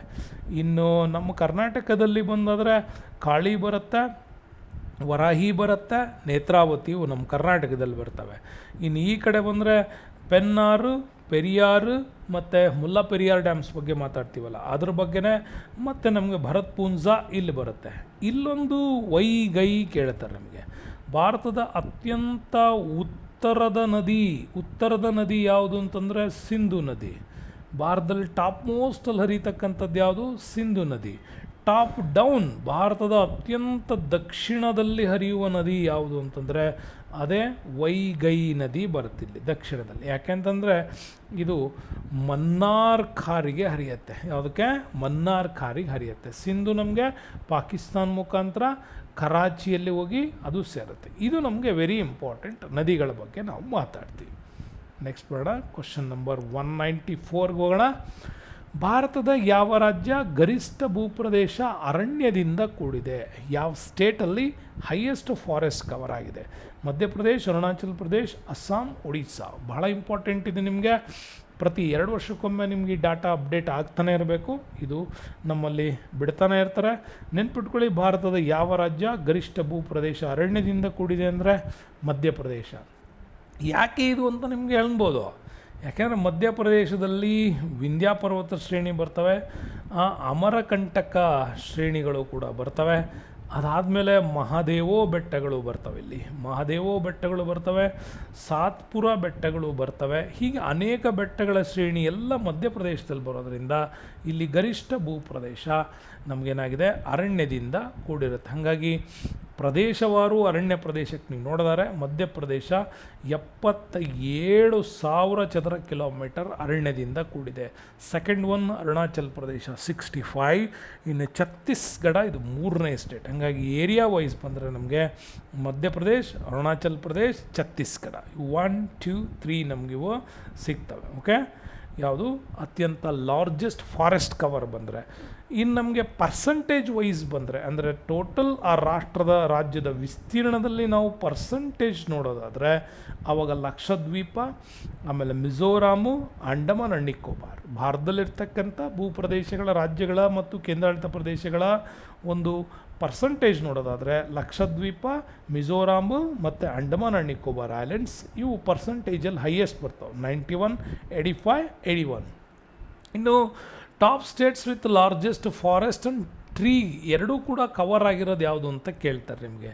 ಏರಿಯಾ ವೈಸ್ ಬಂದರೆ ಇಲ್ಲೂ ಅಷ್ಟೇ, ಮಧ್ಯಪ್ರದೇಶ, ಅರುಣಾಚಲ್ ಪ್ರದೇಶ್, ಒಂದು ಮಹಾರಾಷ್ಟ್ರ. ನಿಮಗೆ ಇಲ್ಲಿ ಟಾಪ್ ಟ್ರೀ ಕವರ್ ಏರಿಯಾಗಳು ಬಂದಾಗ ಮಹಾರಾಷ್ಟ್ರ ತಗೊಳ್ತೀವಿ. ಇಲ್ಲಿ ಬರೀ ನಮಗೆ ಫಾರೆಸ್ಟ್ ತಗೊಂಡಾಗ ಛತ್ತೀಸ್ಗಢ 3ನೇ ಪ್ಲೇಸು. ಬಟ್ ಇಲ್ಲಿ ಟ್ರೀ ಕವರ್ ಏರಿಯಾ ಅಂತ ಅಂದರೆ ಮಹಾರಾಷ್ಟ್ರ ನೀವು ನೆನ್ಪಿಟ್ಕೋಬೇಕು. ಪರ್ಸಂಟೇಜ್ ವೈಸ್ ಬಂದರೆ ಸೇಮ್ ಅದೇ ಇರುತ್ತೆ. ಲಕ್ಷದ್ವೀಪ್, ಮಿಜೋರಾಮ್, ಅಂಡಮಾನ್ ನಿಕೋಬಾರ್ ಐಲ್ಯಾಂಡ್ಸ್ ಇರ್ತದೆ. ಇದು ನಮಗೆ ಪ್ರತಿ ವರ್ಷ ಕೂಡ ಇಂಡಿಯನ್ ಫಾರೆಸ್ಟ್ ಡಿಪಾರ್ಟ್ಮೆಂಟ್ನವರು ಇದನ್ನು ಬಿಡ್ತಾರೆ. IFC ರಿಪೋರ್ಟ್ಸ್ ಯಾವಾಗೂ ಬರುತ್ತೆ, ಆ ಒಂದು 2024 ವರದಿ ಪ್ರಕಾರ ನಾನು ನಿಮಗೆ ಈ ಡಾಟಾಸ್ಗಳನ್ನ ಕೊಡ್ತಾ ಇದ್ದೀನಿ. ಸೊ ನೆಕ್ಸ್ಟ್ ಬೇಡ, ಕ್ವಶನ್ ನಂಬರ್ 195, ಇಂಪಾರ್ಟೆಂಟ್ ಪ್ರಶ್ನೆ. ವಾಯುಮಂಡಲದ ಓಝೋನ್ ಪದರವು ಏನನ್ನು ಎಲ್ಲಿ ಒಳಗೊಂಡಿರುತ್ತೆ, ಏನನ್ನು ಕಂಟ್ರೋಲ್ ಮಾಡುತ್ತೆ, ಎರಡನ್ನೂ ತಿಳ್ಕೊಳ್ಳಿ. ಓಝೋನ್ ಪದರ ಕಂಟ್ರೋಲ್ ಮಾಡೋದೇನು? ಕಾಸ್ಮಿಕ್ ರೇಸ್, ಅವರೋಹಿತ ಕಿರಣಗಳು, ನೇರಳಾತೀತ ಎಲ್ಲ ಕಿರಣಗಳು ಅಂತ ಬಂದರೆ ನಿಮ್ಗೆ ಈಸಿಲಿ ಗೊತ್ತು. ನಮ್ಮಲ್ಲಿ ನೇರಳಾತೀತ ಕಿರಣಗಳನ್ನು ಕಂಟ್ರೋಲ್ ಮಾಡೋದೆ ಈ ಒಂದು ಓಝೋನ್ ಲೇಯರ್. ಈ ಓಝೋನ್ ಲೇಯರ್ ಬಗ್ಗೆ ಕೂಡ ನಿಮಗೆ ಭೂಮಿ ಮೇಲೆ 5 ಲೇಯರ್ಗಳ ಬಗ್ಗೆ ಗೊತ್ತು. ಟ್ರೋಪೋಸ್ಫಿಯರು, ಓಕೆ, ಆಮೇಲೆ ಸ್ಟ್ರಾಟೋಸ್ಫಿಯರ್ ಅಂತ ಕರಿತೀವಿ, ಆಮೇಲೆ ಮೆಸೋಸ್ಫಿಯರು, ಥರ್ಮೋಸ್ಫಿಯರು, ಎಕ್ಸೋಸ್ಫಿಯರ್. ಓಕೆ, ನಿಮಗೆ ಬಾಹ್ಯಮಂಡಲ ಅಂತ ಪದ ಬಳಸ್ತಾರೆ. ಥರ್ಮೋಸ್ಫಿಯರ್ ಅಂತಂದರೆ ಉಷ್ಣತಾ ಮಂಡಲ ಅಂತ ಬಳಸ್ತಾರೆ. ಇನ್ನು ನಿಮಗೆ ಮೆಸೋಸ್ಫಿಯರ್ ಅಂದರೆ ಕಾಂತಿ ವಲಯ ಅಂತಲೂ ಕೂಡ ಕರಿತೀವಿ, ಅಥವಾ ರೇಡಿಯೋ ಆಕ್ಟಿವಿಷನ್ಸ್ ವಲಯ ಅಂತ ಕೂಡ ಕರಿತೀವಿ. ಇನ್ನು ಸಮೋಷ್ಣ ವಲಯ ಅಂತ ಕರಿತೀವಿ. ಸಮೋಷ್ಣ ವಲಯ ಸ್ಟ್ರಾಟೋಸ್ಫಿಯರ್. ಟ್ರಾಟೋಸ್ಫಿಯರಿಗೆ ಬಂದರೆ ಪರಿವರ್ತನಾ ಮಂಡಲ, ಇದು ಮೆಸೋಸ್ಫಿಯರ್. ಮಧ್ಯಂತರ ವಲಯ ಅಂತಲೂ ಕೂಡ ಕರೀತಾರೆ. ಹೀಗೆ ಹಲವು ಪದಗಳನ್ನು ಬರ್ತಾರೆ. ಕನ್ನಡದಲ್ಲಿ ವೆರೈಟಿ ಪದಗಳು ಹೇಳ್ತಾರೆ, ಬಟ್ ನೀವು ಇಂಗ್ಲೀಷಲ್ಲೇ ಕರೆಕ್ಟಾಗಿ ನೆನ್ಪಿಟ್ಕೊಳ್ಳಿ ಅದನ್ನು. ಓಕೆ, ಇಂಗ್ಲೀಷಲ್ಲಿ ಕೆಳಗಿಂದ ಮೇಲೆ ನಿಮಗೆ ಟ್ರಾಟೋಸ್ಫಿಯರು, ಸ್ಟ್ರಾಟೋಸ್ಫಿಯರು, ಮೆಸೋಸ್ಫಿಯರು, ಆಮೇಲೆ ಥರ್ಮೋಸ್ಫಿಯರು, ಆಮೇಲೆ ಎಕ್ಸೋಸ್ಫಿಯರ್, ಹೀಗೆ ನೀವು ನೆನ್ಪಿಟ್ಕೊಳ್ಳಿ. TS MTE ಬರುತ್ತೆ, ಇದು ಕ್ಲಿಯರಾಗಿ ನೆನ್ಪಿಟ್ಕೊಳ್ಳಿ. ಇವೆಲ್ಲ ನಮಗೆ ತುಂಬ ಇಂಪಾರ್ಟೆಂಟ್ ಆಗುತ್ತೆ. ಏನು ಅಂದರೆ ಈ ಟ್ರೋಪೋಸ್ಫಿಯರ್ನ ನಂತರ ಬರೋ ಸ್ಟ್ರಾಟೋಸ್ಫಿಯರ್ನ ಕೆಳಭಾಗದಲ್ಲೇ ನಮಗೆ ಈ ಓಝೋನ್ ಲೇಯರ್ ಇರ್ತಕ್ಕಂಥದ್ದು. ಹಾಗಾಗಿ ಸಮೋಷ್ಣ ಮಂಡಲದ ಕೆಳಭಾಗದಲ್ಲಿ ಈ ನಮಗೆ ಓಝೋನ್ ಲೇಯರ್ ಇರೋದ್ರಿಂದ ಸೂರ್ಯನಿಂದ ಬರ್ತಕ್ಕಂತಹ ನೇರಳಾತೀತ ಕಿರಣಗಳನ್ನು ಇದು ತಡೆಯುವಂಥ ಕೆಲಸವನ್ನು ಮಾಡುತ್ತೆ. ಇನ್ನು ಥರ್ಮೋಸ್ಫಿಯರ್ ನಿಮಗೆ ಗೊತ್ತಲ್ಲ, ಸ್ಯಾಟಲೈಟ್ಸ್ಗಳಿಂದ ರಿಫ್ಲೆಕ್ಷನ್ಸ್ ನಮಗೆ ಸಿಗೋದ್ರಿಂದ ತರಂಗಾಂತರಗಳನ್ನು ನಾವು ಪಡೀಲಿಕ್ಕೆ ಸಾಧ್ಯ. ಇನ್ನು ಎಕ್ಸೋಸ್ಫಿಯರ್ ನಿಮಗೆ ಗೊತ್ತಿದೆ, ಬಳಸ್ತೀವಿ. ನಮ್ಮಲ್ಲಿ ದೊಡ್ಡ ದೊಡ್ಡ ಗಾತ್ರದ ರಾಕೆಟ್ಸ್ ಲಾಂಚ್ಗಳನ್ನೆಲ್ಲ ವಿಚಾರಗಳು ಬಂದರೆ ಅಲ್ಲೇ ಬಳಸ್ತೀವಿ. ಇನ್ನು ಸ್ಪೈ ಕ್ಯಾಮರಾಗಳನ್ನು ಹಾಕೋದಾದರೆ ಅಲ್ಲೇ ಹಾಕ್ತೀವಿ. ಇವೆಲ್ಲ ಎಕ್ಸೋಸ್ಫಿಯರ್ ಆ ಕಡೆ ನಮಗೆ ಬರ್ತದೆ. ನೆಕ್ಸ್ಟ್ ಬರೋಣ, ಕ್ವಶನ್ ನಂಬರ್ 196. ಕರ್ನಾಟಕ ಹಿಸ್ಟ್ರಿಗೆ ಸಂಬಂಧಪಟ್ಟಂಗೆ ಒಳ್ಳೆ ಪ್ರಶ್ನೆ ಕೇಳಿದ್ದಾರೆ ನೋಡಿ. ಉದಯವಾಗಲಿ ನಮ್ಮ ಚೆಲುವ ಕನ್ನಡ ನಾಡು, ಇದು ವೆರಿ ಇಂಪಾರ್ಟೆಂಟ್ ಕ್ವಶನ್ಸು. ಉದಯವಾಗಲಿ ನಮ್ಮ ಚೆಲುವ ಕನ್ನಡ ನಾಡು ಪದ್ಯವನ್ನು ರಚಿಸಿದವರು ಯಾರು? ಕುವೆಂಪು, ಅಂಬಿಕಾತನಯ ದತ್ತ, ಗೋವಿಂದ ಪೈ, ಹುಯಿಲ್ಗೋಳ್ ನಾರಾಯಣ ರಾವ್ ಅಂತಂದರೆ ನಿಮ್ಮ ಆನ್ಸರು ಡಿ ಆಗಿರಬೇಕು. ಯಾಕೆ ಅಂತಂದರೆ ಉದಯವಾಗಲಿ ನಮ್ಮ ಚೆಲುವ ಕನ್ನಡ ನಾಡು ಪದ್ಯವನ್ನು ಹೇಳಿದವರು ಹುಯಿಲ್ಗೋಳ ನಾರಾಯಣ ರಾವ್ ಅವರು ಇದನ್ನು ಮಾಡ್ತಾರೆ. ಸೊ ಯಾವಾಗ ಏನು ಅಂತ ತಿಳ್ಕೊಳ್ಳೋಣ. ಆಧುನಿಕ ಕನ್ನಡ ಸಾಹಿತ್ಯದಲ್ಲಿ ವೆರಿ ಇಂಟ್ರೆಸ್ಟಿಂಗ್ ಟೈಮ್ ಅವರು. ಇವರು ಒಬ್ಬ ಒಳ್ಳೆ ಭಾರತೀಯ ನಾಟಕಕಾರ, ಸ್ವತಂತ್ರ ಹೋರಾಟಗಾರರು ಹೌದು. ಕರ್ನಾಟಕದ ಉದಯವಾಗಲಿ ನಮ್ಮ ಚೆಲುವ ಕನ್ನಡ ನಾಡು, ಇದನ್ನು ಆ ಕಾಲಕ್ಕೆ ರಾಜ್ಯಗೀತೆ ಅಂತ ರಚನೆ ಮಾಡಿದಂಥ ಒಂದು ಗೀತೆ ಇದು. ಬಟ್ ಈ ಗೀತೆ 1924ರಲ್ಲಿ ಕರ್ನಾಟಕದ ಏಕೀಕರಣ ಸಮ್ಮೇಳನದಲ್ಲಿ ಹಾಡ್ತಾರೆ. ಯಾಕೆಂತಂದರೆ ಅವತ್ತು ಬೆಳಗಾವಿ ಕಾಂಗ್ರೆಸ್ ಅಧಿವೇಶನ ಕೂಡ 1924ರಲ್ಲಿ ನಡೆದಿತ್ತು. ಬೆಳಗಾವಿ ಕಾಂಗ್ರೆಸ್ ಅಧಿವೇಶನನ್ನು ಐಕ್ಯತಾ ಸಮಾವೇಶ ಅಂತ ಯಾಕೆ ಕರೀತಾರೆ ಅಂತಂದರೆ ಅದಾದಮೇಲೆ ಕರ್ನಾಟಕ ಏಕೀಕರಣ ಸಮಾವೇಶ ಕೂಡ ಅಲ್ಲೇ ನಡೆದಿತ್ತು. ಹಾಗಾಗಿ ಕಾಂಗ್ರೆಸ್ನ ಒಂದು ವಿಚಾರ, ಒಂದು ಅಧ್ಯಕ್ಷೀಯತೆ ಆದಮೇಲೆ ನಡೆದದ್ದು ಇದು. ಹಾಗಾಗಿ ಅದೇ ಒಂದು ವೇದಿಕೆಯಲ್ಲಿ ಹಾಡಿದ್ರೆ ಕಾಂಗ್ರೆಸ್ ವೇದಿಕೆಯಲ್ಲಿ ಅಂದರೆ ಅಲ್ಲ, ಆ ನಂತರದಲ್ಲಿ ಕರ್ನಾಟಕ ಸಭಾ ಏಕೀಕರಣ ಸಭಾ ಮಾಡೋ ಸಂದರ್ಭದಲ್ಲಿ ಇದನ್ನು ಹಾಡಿದ್ದು. ಹಾಗಾಗಿ ಇದನ್ನು ಆ ಕಾಲಕ್ಕೆ ಹುಯಿಲ್ಗೋಳ್ ನಾರಾಯಣರಾವ್ ಅವರು ಬರೆದು ಹೇಳ್ತಾರೆ. ಬಟ್ ಅದನ್ನು ಭಾಳ ರಾಗಬದ್ಧವಾಗಿ ಹಾಡಿದವರು ಅವತ್ತು ಗಂಗೂಬಾಯಿ ಹಾನಗಲ್ ಅವರು ಕೂಡ ಇದ್ದರು. ಹಾಗಾಗಿ ಭಾರತ ರಾಷ್ಟ್ರೀಯ ಕಾಂಗ್ರೆಸ್ ಅಧಿವೇಶನದ ಆಯೋಜನೆ ಮಾಡಿದ್ದ ಸ್ಥಳದಲ್ಲೇ ಕರ್ನಾಟಕ ಏಕೀಕರಣ ಐಕ್ಯತಾ ಸಮಾವೇಶ ಕೂಡ ಇತ್ತು. ಹಾಗಾಗಿ ಅವತ್ತು ಹುಯಿಲ್ಗೋಳ್ ನಾರಾಯಣರಾವ್ ಅವರು ಉದಯವಾಗಲಿ ನಮ್ಮ ಚಲುವ ಕನ್ನಡ ನಾಡು ಅಂತ ಕರೀತಾರೆ. ಬಟ್ ಈ ಚಲುವ ಕನ್ನಡ ನಾಡಿನ ಇತಿಹಾಸ ನೀವು ನೋಡಿದ್ರೆ 1907 ಸೂರತ್ ಅಧಿವೇಶನದಲ್ಲೇ ಮೊಟ್ಟ ಮೊದಲ ಬಾರಿಗೆ ಕರ್ನಾಟಕ ಪ್ರಾಂತ್ಯದ ಬಗ್ಗೆ ಮೊದಲ ಬಾರಿ INCನಲ್ಲಿ ಉಲ್ಲೇಖ ಆಗಿತ್ತು ಅಂತ ಕೂಡ ಹೇಳುತ್ತಾರೆ ನಮ್ಮಲ್ಲಿ. ಅಲ್ಲಿಂದ ನಂತರ ಪ್ರತಿ ಅಧಿವೇಶನದಲ್ಲೂ, ಕಾಂಗ್ರೆಸ್ ಅಧಿವೇಶನದಲ್ಲೂ ಕರ್ನಾಟಕ ಪ್ರಾದೇಶಿಕತೆ ಬಗ್ಗೆ ಪ್ರಶ್ನೆಗಳು ಬರ್ತಾನೇ ಇತ್ತು. ಅವರು ಅದಕ್ಕೆ ಸಮಜಾಯಿಷಿ ಕೊಡ್ತಾನೇ ಇದ್ದರು. ಓಕೆ, ನೆಕ್ಸ್ಟ್ ಬರೋಣ. 197ನೇ ಪ್ರಶ್ನೆ ಇಂಪಾರ್ಟೆಂಟ್ ಆಗಿದೆ. ಏನು ಪ್ರಶ್ನೆ ನೋಡಿ, ಕನ್ನಡ ಸಾಹಿತ್ಯದಲ್ಲಿ ಕೆಳಗೆ ಯಾರನ್ನ ರಾಷ್ಟ್ರಕವಿ ಅಂತೇಳಿ ಗೌರವಿಸಲಾಗಿದೆ? ಪಂಚಮಂಗೇಶ್ ರಾಯರು, ಗೋವಿಂದ ಪೈ, ಅಂಬಿಕಾತನಯ ದತ್ತ, ವಿ.ಕೃ. ಗೋಕಾಕ್. ಅಂದರೆ ಇದರಲ್ಲಿ ನಿಮಗೆ ಕನ್ನಡದ ಸಾಹಿತ್ಯದಲ್ಲಿ ಯಾರನ್ನ ರಾಷ್ಟ್ರಕವಿ ಅಂದರೆ ರಾಷ್ಟ್ರಕವಿ ಆದ ಮೂವರಲ್ಲಿ 3 ಜನರ ಹೆಸರು ಇಲ್ಲ. ಪಂಚಮಂಗೇಶ್ ರಾಯರಾಗಲಿ ಇಲ್ಲ, ಕವಿ ಶಿಷ್ಯ ಅಂತೇನು ಕರಿತೀವಲ್ಲ, ಅಂಬಿಕಾತನಯ ದತ್ತವರು ಅಲ್ಲ, ವಿನಾಯಕ ವಿ.ಕೃ. ಗೋಕಾಕ್ ಅಲ್ಲ. ಉಳಿದೋದು ಒಂದೇ, ಇಲ್ಲಿ ಗೋವಿಂದ ಪೈ ಉಳಿತಾರೆ ನಮಗೆ. ಹಾಗಾಗಿ ಗೋವಿಂದ ಪೈ ಇದು ನಮಗೆ ರೈಟ್ ಆನ್ಸರ್ ಆಗುತ್ತೆ. ನೆನಪಿಟ್ಕೊಳ್ಳಿ, 1949ರಿಂದ ನಮ್ಮಲ್ಲಿ ರಾಷ್ಟ್ರಕವಿ ಪ್ರಶಸ್ತಿಗಳನ್ನು ಕೊಡೋದಕ್ಕೆ ಶುರು ಮಾಡಿದ್ರು. ಹಾಗೆ ಕನ್ನಡದ ಅಂದರೆ 5 ಭಾಷೆಗಳಿಗೆ ಕೊಡಬೇಕು ಅಂತ ತೀರ್ಮಾನ ಆಗಿತ್ತು ಅವತ್ತು. ಅದರಲ್ಲಿ ಕನ್ನಡದ ಪ್ರಥಮ ರಾಷ್ಟ್ರಕವಿಯಾಗಿ ಗೋವಿಂದ ಪೈ ಅವರನ್ನ ಆಯ್ಕೆ ಮಾಡ್ತಾರೆ. 1964ರಲ್ಲಿ ಕುವೆಂಪು ಅವರು 2ನೇವರು, 3ನೇವರು ಡಾಕ್ಟರ್ G.S. ಶಿವರುದ್ರಪ್ಪ 2006ರಲ್ಲಿ. ಹಾಗಾಗಿ ಕನ್ನಡದ 3 ರಾಷ್ಟ್ರಕವಿಗಳು, ಫಸ್ಟ್ ಗೋವಿಂದ ಪೈ, 2ನೇವರು ಕುವೆಂಪು, 3ನೇದು G.S. ಶಿವರುದ್ರಪ್ಪ ಅವರು. ಸೊ ಇದು ನಿಮಗೆ ಕನ್ನಡದ ರಾಷ್ಟ್ರಕವಿಗಳ ಬಗ್ಗೆ ಬಂದ ಪ್ರಶ್ನೆ. 198 ವೆರಿ ಇಂಪಾರ್ಟೆಂಟು. 2011 ಪಾಪ್ಯುಲೇಷನ್ಸ್ ಡಾಟಾದ ಬಗ್ಗೆ ನಿಮಗೆ ಪ್ರಶ್ನೆ ಯಾವಾಗೂ ಬರುತ್ತಿದ್ದು. 2021ರ ಒಂದು ವರದಿ ಬರಬೇಕಾಗಿತ್ತು, ಅದು ಬಂದಿಲ್ಲ ನಮ್ಮಲ್ಲಿ. ಅದು ಒಂದು ದೊಡ್ಡ ಫಾಲ್ಟ್ ಆಗಿದೆ. 2024ರಲ್ಲಿ ಈಗ ಆದೇಶ ಮಾಡಿದ್ದಾರೆ, ಅದು ವರದಿಯೆಲ್ಲ ನಮ್ಗೆ ಯಾವಾಗ ಸಿಗುತ್ತೋ ಗೊತ್ತಿಲ್ಲ. ಅಲ್ಲಿವರೆಗೂ ನಿಮಗೆ ಹಲವಾರು ವೆಬ್ಸೈಟ್ಗಳಲ್ಲಿ ಡಾಟಾ ಬರುತ್ತೆ. ಅದು ಅಕ್ಯುರೇಸ್ ಅಂತ ನಾನು ಹೇಳಲ್ಲ. ಅಕ್ಯುರೇಟ್ ಡಾಟಾ ನಮಗೆ ಕೇಂದ್ರ ಸರ್ಕಾರವೇ ಬಿಡಬೇಕು. ಓಕೆ, ಸ್ಟ್ಯಾಟಿಸ್ಟಿಕಲ್ ಡಿಪಾರ್ಟ್ಮೆಂಟ್ನವರೇ ಬಿಡಬೇಕು. ಅದು ಅವಾಗ ಒರಿಜಿನಲ್ ಡಾಟಾ. ವೆಬ್ಸೈಟ್ಗಳಲ್ಲಿ ಅಲ್ಲಲ್ಲಿನ ಸಮೀಕ್ಷೆಗಳ ವರದಿಗಳನ್ನು ಹಾಕ್ತಾ ಇರ್ತಾರೆ. ಹಾಗಾಗಿ ನೆನಪಿಟ್ಕೊಳ್ಳಿ, 2011ರ ಜನಗಣತಿ ಆಧಾರದ ಮೇಲೆ ಯಾವ ರಾಜ್ಯ ಅತಿ ಹೆಚ್ಚು ಸಾಕ್ಷರತೆ ಲಿಟ್ರಸಿ ರೇಟ್ ಕೇಳಿದ್ದಾರೆ ಇಲ್ಲಿ. ಅದರಲ್ಲಿ ಗೋವಾ, ಸಿಕ್ಕಿಂ, ಕೇರಳ, ಕರ್ನಾಟಕ ಅಂತ ಬಂದರೆ ನಿಮ್ಮ ಉತ್ತರ ಡೆಫಿನೆಟ್ಲಿ ಏನಾಗಬೇಕು? ಕೇರಳ ಆಗಬೇಕು. ಹಾಗಾಗಿ ಲಿಟ್ರಸಿ ವಿಚಾರಕ್ಕೆ ಬಂದರೆ, ಸಾಕ್ಷರತೆ ವಿಚಾರಕ್ಕೆ ಬಂತಂದರೆ ನೋಡಿ, ಸ್ಟೇಟ್ ವೈಸಲ್ಲಿ ವೆರಿ ಇಂಪಾರ್ಟೆಂಟ್ ನಾವು ಮಾತಾಡ್ತೀವಿ. ಸ್ಟೇಟ್ ವೈಸಲ್ಲಿ ಲಿಟ್ರಸಿ ರೇಟಲ್ಲಿ ಫೀಮೇಲ್ ಮೇಲ್ಸ್ ಎರಡನ್ನೂ ನೀವು ಕೌಂಟ್ ತಕ್ಕೊಂಡ್ರೆ ಕೇರಳ 94% ಇದೆ, ಮಿಜೋರಾಂ 91% ಇದೆ. ನೆಕ್ಸ್ಟ್ 24 ಡಾಟಾ ಬಂದರೆ ಮಿಜೋರಾಮೇ ಕೇರಳಕ್ಕಿಂತ ಜಾಸ್ತಿ ಇರುತ್ತೆ ಅಂತ ಕೂಡ ವರದಿಯಲ್ಲಿ ಹೇಳ್ತಾ ಇದ್ದಾರೆ. ಇರಲಿ. ಇನ್ನು ಯೂನಿಯನ್ ಟೆರಿಟರಿಗೆ ಬಂದರೆ, ನಮ್ಮಲ್ಲಿ ಕೇಂದ್ರಾಡಳಿತ ಪ್ರದೇಶಕ್ಕೆ ಬಂತಂದರೆ ಲಕ್ಷದ್ವೀಪ್ ಬರುತ್ತಲ್ಲ, ಇದು 91.8. ಲಕ್ಷದ್ವೀಪ ಅತಿ ಹೆಚ್ಚು ಸಾಕ್ಷರತೆಯನ್ನು ಕೇಂದ್ರಾಡಳಿತ ಪ್ರದೇಶಗಳಲ್ಲಿ ಬರುತ್ತೆ. ಇನ್ನು state wise lowest literacy rate, ಇಲ್ಲಿ ಲೋಯೆಸ್ಟೇ ಮಾತಾಡ್ತಾ ಇದ್ದೀವಿ, ಹೈಯೆಸ್ಟು. ಇಲ್ಲಿ ಲೋಯೆಸ್ಟ್ ಮಾತಾಡುವಾಗ ಫೀಮೇಲ್ಸ್ ಲೋಯೆಸ್ಟ್ ನೀವು ನೋಡೋದಾದರೆ, ಫೀಮೇಲ್ಸ್ ಲೋಯೆಸ್ಟ್ ನೋಡುವಾಗಲೂ ಬಿಹಾರೇ ಬರುತ್ತೆ, ಮೇಲ್ಸ್ ಲೋಯೆಸ್ಟ್ ನೋಡುವಾಗಲೂ ಕೂಡ ಬಿಹಾರೇ ಬರುತ್ತೆ. ಆದರೆ ಲೋಯೆಸ್ಟ್ ಫೀಮೇಲಲ್ಲಿ ಅಂದರೆ ಹೆಣ್ಣುಮಕ್ಕಳ ಸಾಕ್ಷರತೆಯಲ್ಲಿ 2ನೇ ಸ್ಥಾನದಲ್ಲಿ ಬರೋದು ಅರುಣಾಚಲ್ ಪ್ರದೇಶ, ಮೇಲ್ಸಲ್ಲಿ 2ನೇ ಸ್ಥಾನದಲ್ಲಿ ಬರೋದು ರಾಜಸ್ಥಾನ್. ಇದು ಕೂಡ ವ್ಯತ್ಯಾಸ ಆಗುತ್ತೆ. ಕ್ವಶನ್ಸ್ ಹಂಗಾಗಿ ನೆನಪಿಟ್ಕೊಳ್ಳಿ. States with lowest literacy rate females, males females ಎರಡರಲ್ಲೂ ಕೂಡ ಬಿಹಾರೇ ಬರೋದು. ಆದರೆ ಫೀಮೇಲ್ಸಲ್ಲಿ 2ನೇ ಸ್ಥಾನದಲ್ಲಿ ಅರುಣಾಚಲ್ ಪ್ರದೇಶ, ಮೇಲ್ಸಲ್ಲಿ 2ನೇ ಸ್ಥಾನ ರಾಜಸ್ಥಾನ್. ಇನ್ನು ಯೂನಿಯನ್ ಟೆರಿಟರಿಯಲ್ಲಿ ಲೋಯೆಸ್ಟ್ ಲಿಟ್ರಸಿ ಅಂದರೆ ದಾದ್ರಾ ನಗರ್ ಹವೇಲಿ ಬರುತ್ತೆ. ಹಾಗಾಗಿ ಇಲ್ಲಿ ಲಕ್ಷದ್ವೀಪ್, ಇಲ್ಲಿ ದಾದರ್ ನಗರ್ ಹವೇಲಿ, ಇಲ್ಲಿ ಕೇರಳ ಹೈಯೆಸ್ಟು, ಇಲ್ಲಿ ಬಿಹಾರ ಲೋಯೆಸ್ಟು. ಇನ್ನು ಸೆಕ್ಸ್ ರೇಷಿಯೋಸ್ ಬರ್ತೀವಿ, ಅಂದರೆ ಲಿಂಗಾನುಪಾತ. ಓಕೆ, ಲಿಂಗಾನುಪಾತ ಅಂದರೆ ಪ್ರತಿ 1000 ಪುರುಷರಿಗೆ ಎಷ್ಟು ಜನ ಮಹಿಳೆಯರಿದ್ದಾರೆ ಅನ್ನೋದ್ರ ಮೇಲೆ ಇಲ್ಲಿ ಹೇಳಲಾಗತ್ತೆ. ಹೈಯೆಸ್ಟು ಸೆಕ್ಸ್ ರೇಷಿಯೋ ಅಂದರೆ ಲಿಂಗಾನುಪಾತ ಇರೋದು ಕೇರಳದಲ್ಲಿ ಪ್ರತಿ 1000 ಪುರುಷರಿಗೆ 1084 ಮಹಿಳೆಯರಿದ್ದಾರೆ. ಯಾಕೆಂದರೆ ಮಾತೃಪ್ರಧಾನ ಕುಟುಂಬ ವ್ಯವಸ್ಥೆಗಳಿದ್ದಾವೆ, ಲಿಟ್ರಸಿ ರೇಟ್ ಚೆನ್ನಾಗಿದೆ, ಹಾಗಾಗಿ ಸ್ತ್ರೀಯರಿಗೆ ಉನ್ನತ ಸ್ಥಾನಮಾನ ಅಲ್ಲಿ ಸಿಗುತ್ತೆ. ಸೆಕೆಂಡ್ ಬಂದರೆ ನಮಗೆ ತಮಿಳ್ನಾಡು 996 per 1000 ಇಲ್ಲಿ ಬರುತ್ತೆ. ಇನ್ನು ಯೂನಿಯನ್ ಟೆರಿಟರಿಗೆ ಬಂದರೆ ಕೇಂದ್ರಾಡಳಿತ ಪ್ರದೇಶಕ್ಕೆ ಬಂದರೆ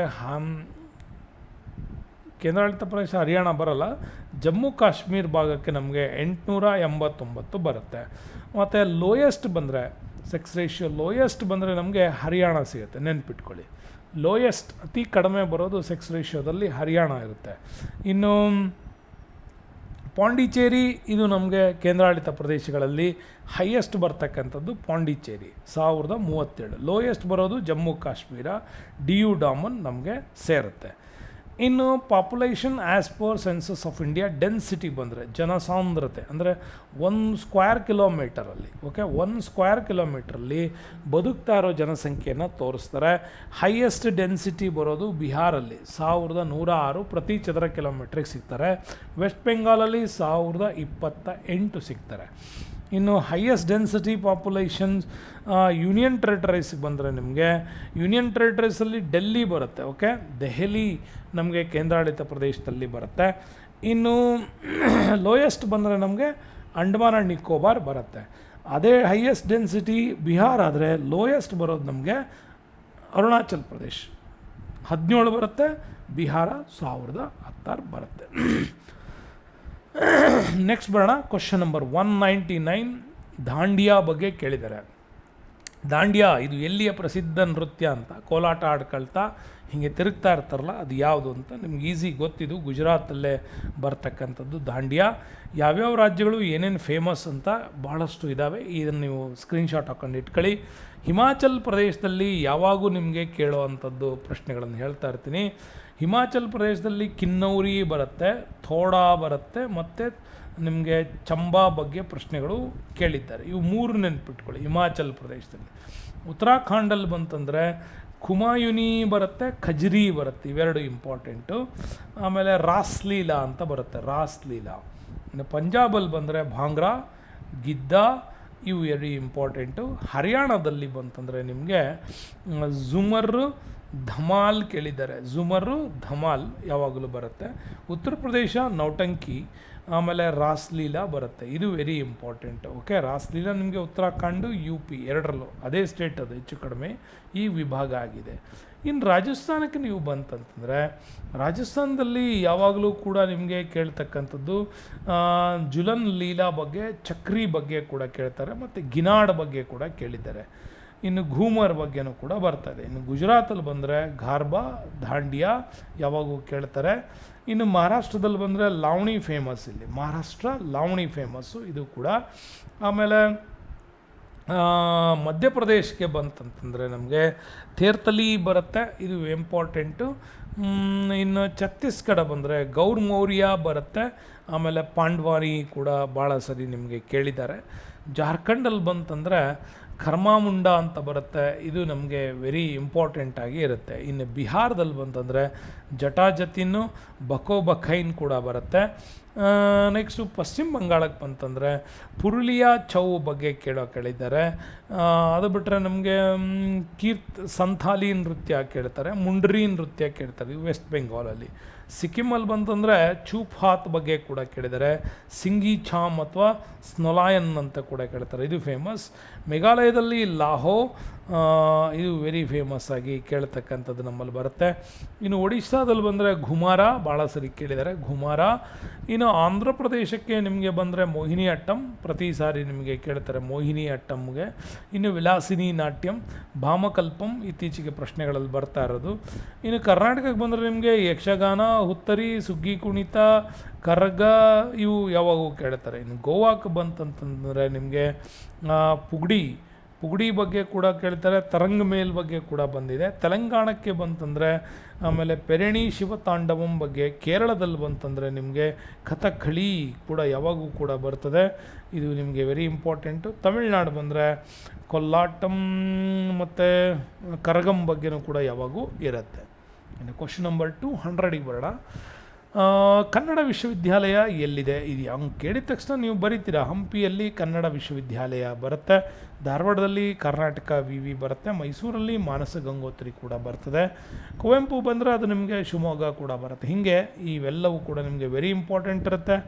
ಥ್ಯಾಂಕ್ಸ್ ಫಾರ್ ವಾಚಿಂಗ್. ಇಲ್ಲಿವರೆಗೂ ನೀವು ನೋಡಿದ್ದೀರಂದರೆ ಚಾನಲ್ನ ಲೈಕ್ ಮಾಡಿ, ಶೇರ್ ಮಾಡಿ, ಸಬ್ಸ್ಕ್ರೈಬ್ ಮಾಡಿ. ನೆನ್ಪಿಟ್ಕೊಳ್ಳಿ, ನಾನು ಈಗ ಸೋತರೂ ಮತ್ತೆ ಪರ್ವತ ಏರಬಹುದು, ಏಕೆಂದರೆ ಪರ್ವತ ಬೆಳೆಯಲ್ಲ, ನಾನು ಬೆಳಿತೀನಿ, ಮನುಷ್ಯರಾಗಿ ನಾನು ಬೆಳಿತೀನಿ ಅಂತ ಎಡ್ಮಂಡ್ ಹಿಲರಿ ಯಾವಾಗಲೂ ಹೇಳ್ತಾ ಇರ್ತಾರೆ. ಸೋಲ್ಬೇಡಿ, ಸೋತ್ರೂ ತೊಂದರೆ ಇಲ್ಲ, ಸಬ್ಜೆಕ್ಟ್ ಅಷ್ಟೇ ಇರುತ್ತೆ, ಜ್ಞಾನ ಜಾಸ್ತಿ ಆಗಿರುತ್ತೆ, ಮುಂದೊಮ್ಮೆ ಗೆಲ್ತೀನಿ ಅನ್ನೋ ಹಠ ನಿಮ್ಗೆ ಇರಲಿ ಅಂತ ಹೇಳ್ತಾ ಈ ವಿಡಿಯೋಕ್ಕೆ ಧನ್ಯವಾದಗಳು ಸ್ನೇಹಿತರೆ. ಮುಂದಿನ ವಿಡಿಯೋದಲ್ಲಿ ಮತ್ತೊಂದು ಅದ್ಭುತವಾಗಿರ್ತಕ್ಕಂಥ ಇದೇ ಸೀರೀಸ್ನ 11ನೇ ಸೀರೀಸ್ ಕೂಡ ನಿಮ್ಗೆ ಬರುತ್ತೆ. ಈ 10 ಸೀರೀಸ್ಗಳನ್ನ ಚೆನ್ನಾಗಿ ನೋಡ್ಕೊಂಡು ಎಂಜಾಯ್ ಮಾಡಿ ಅಂತ ಹೇಳ್ತಾ ಈ ವಿಡಿಯೋಕ್ಕೆ ಧನ್ಯವಾದಗಳು.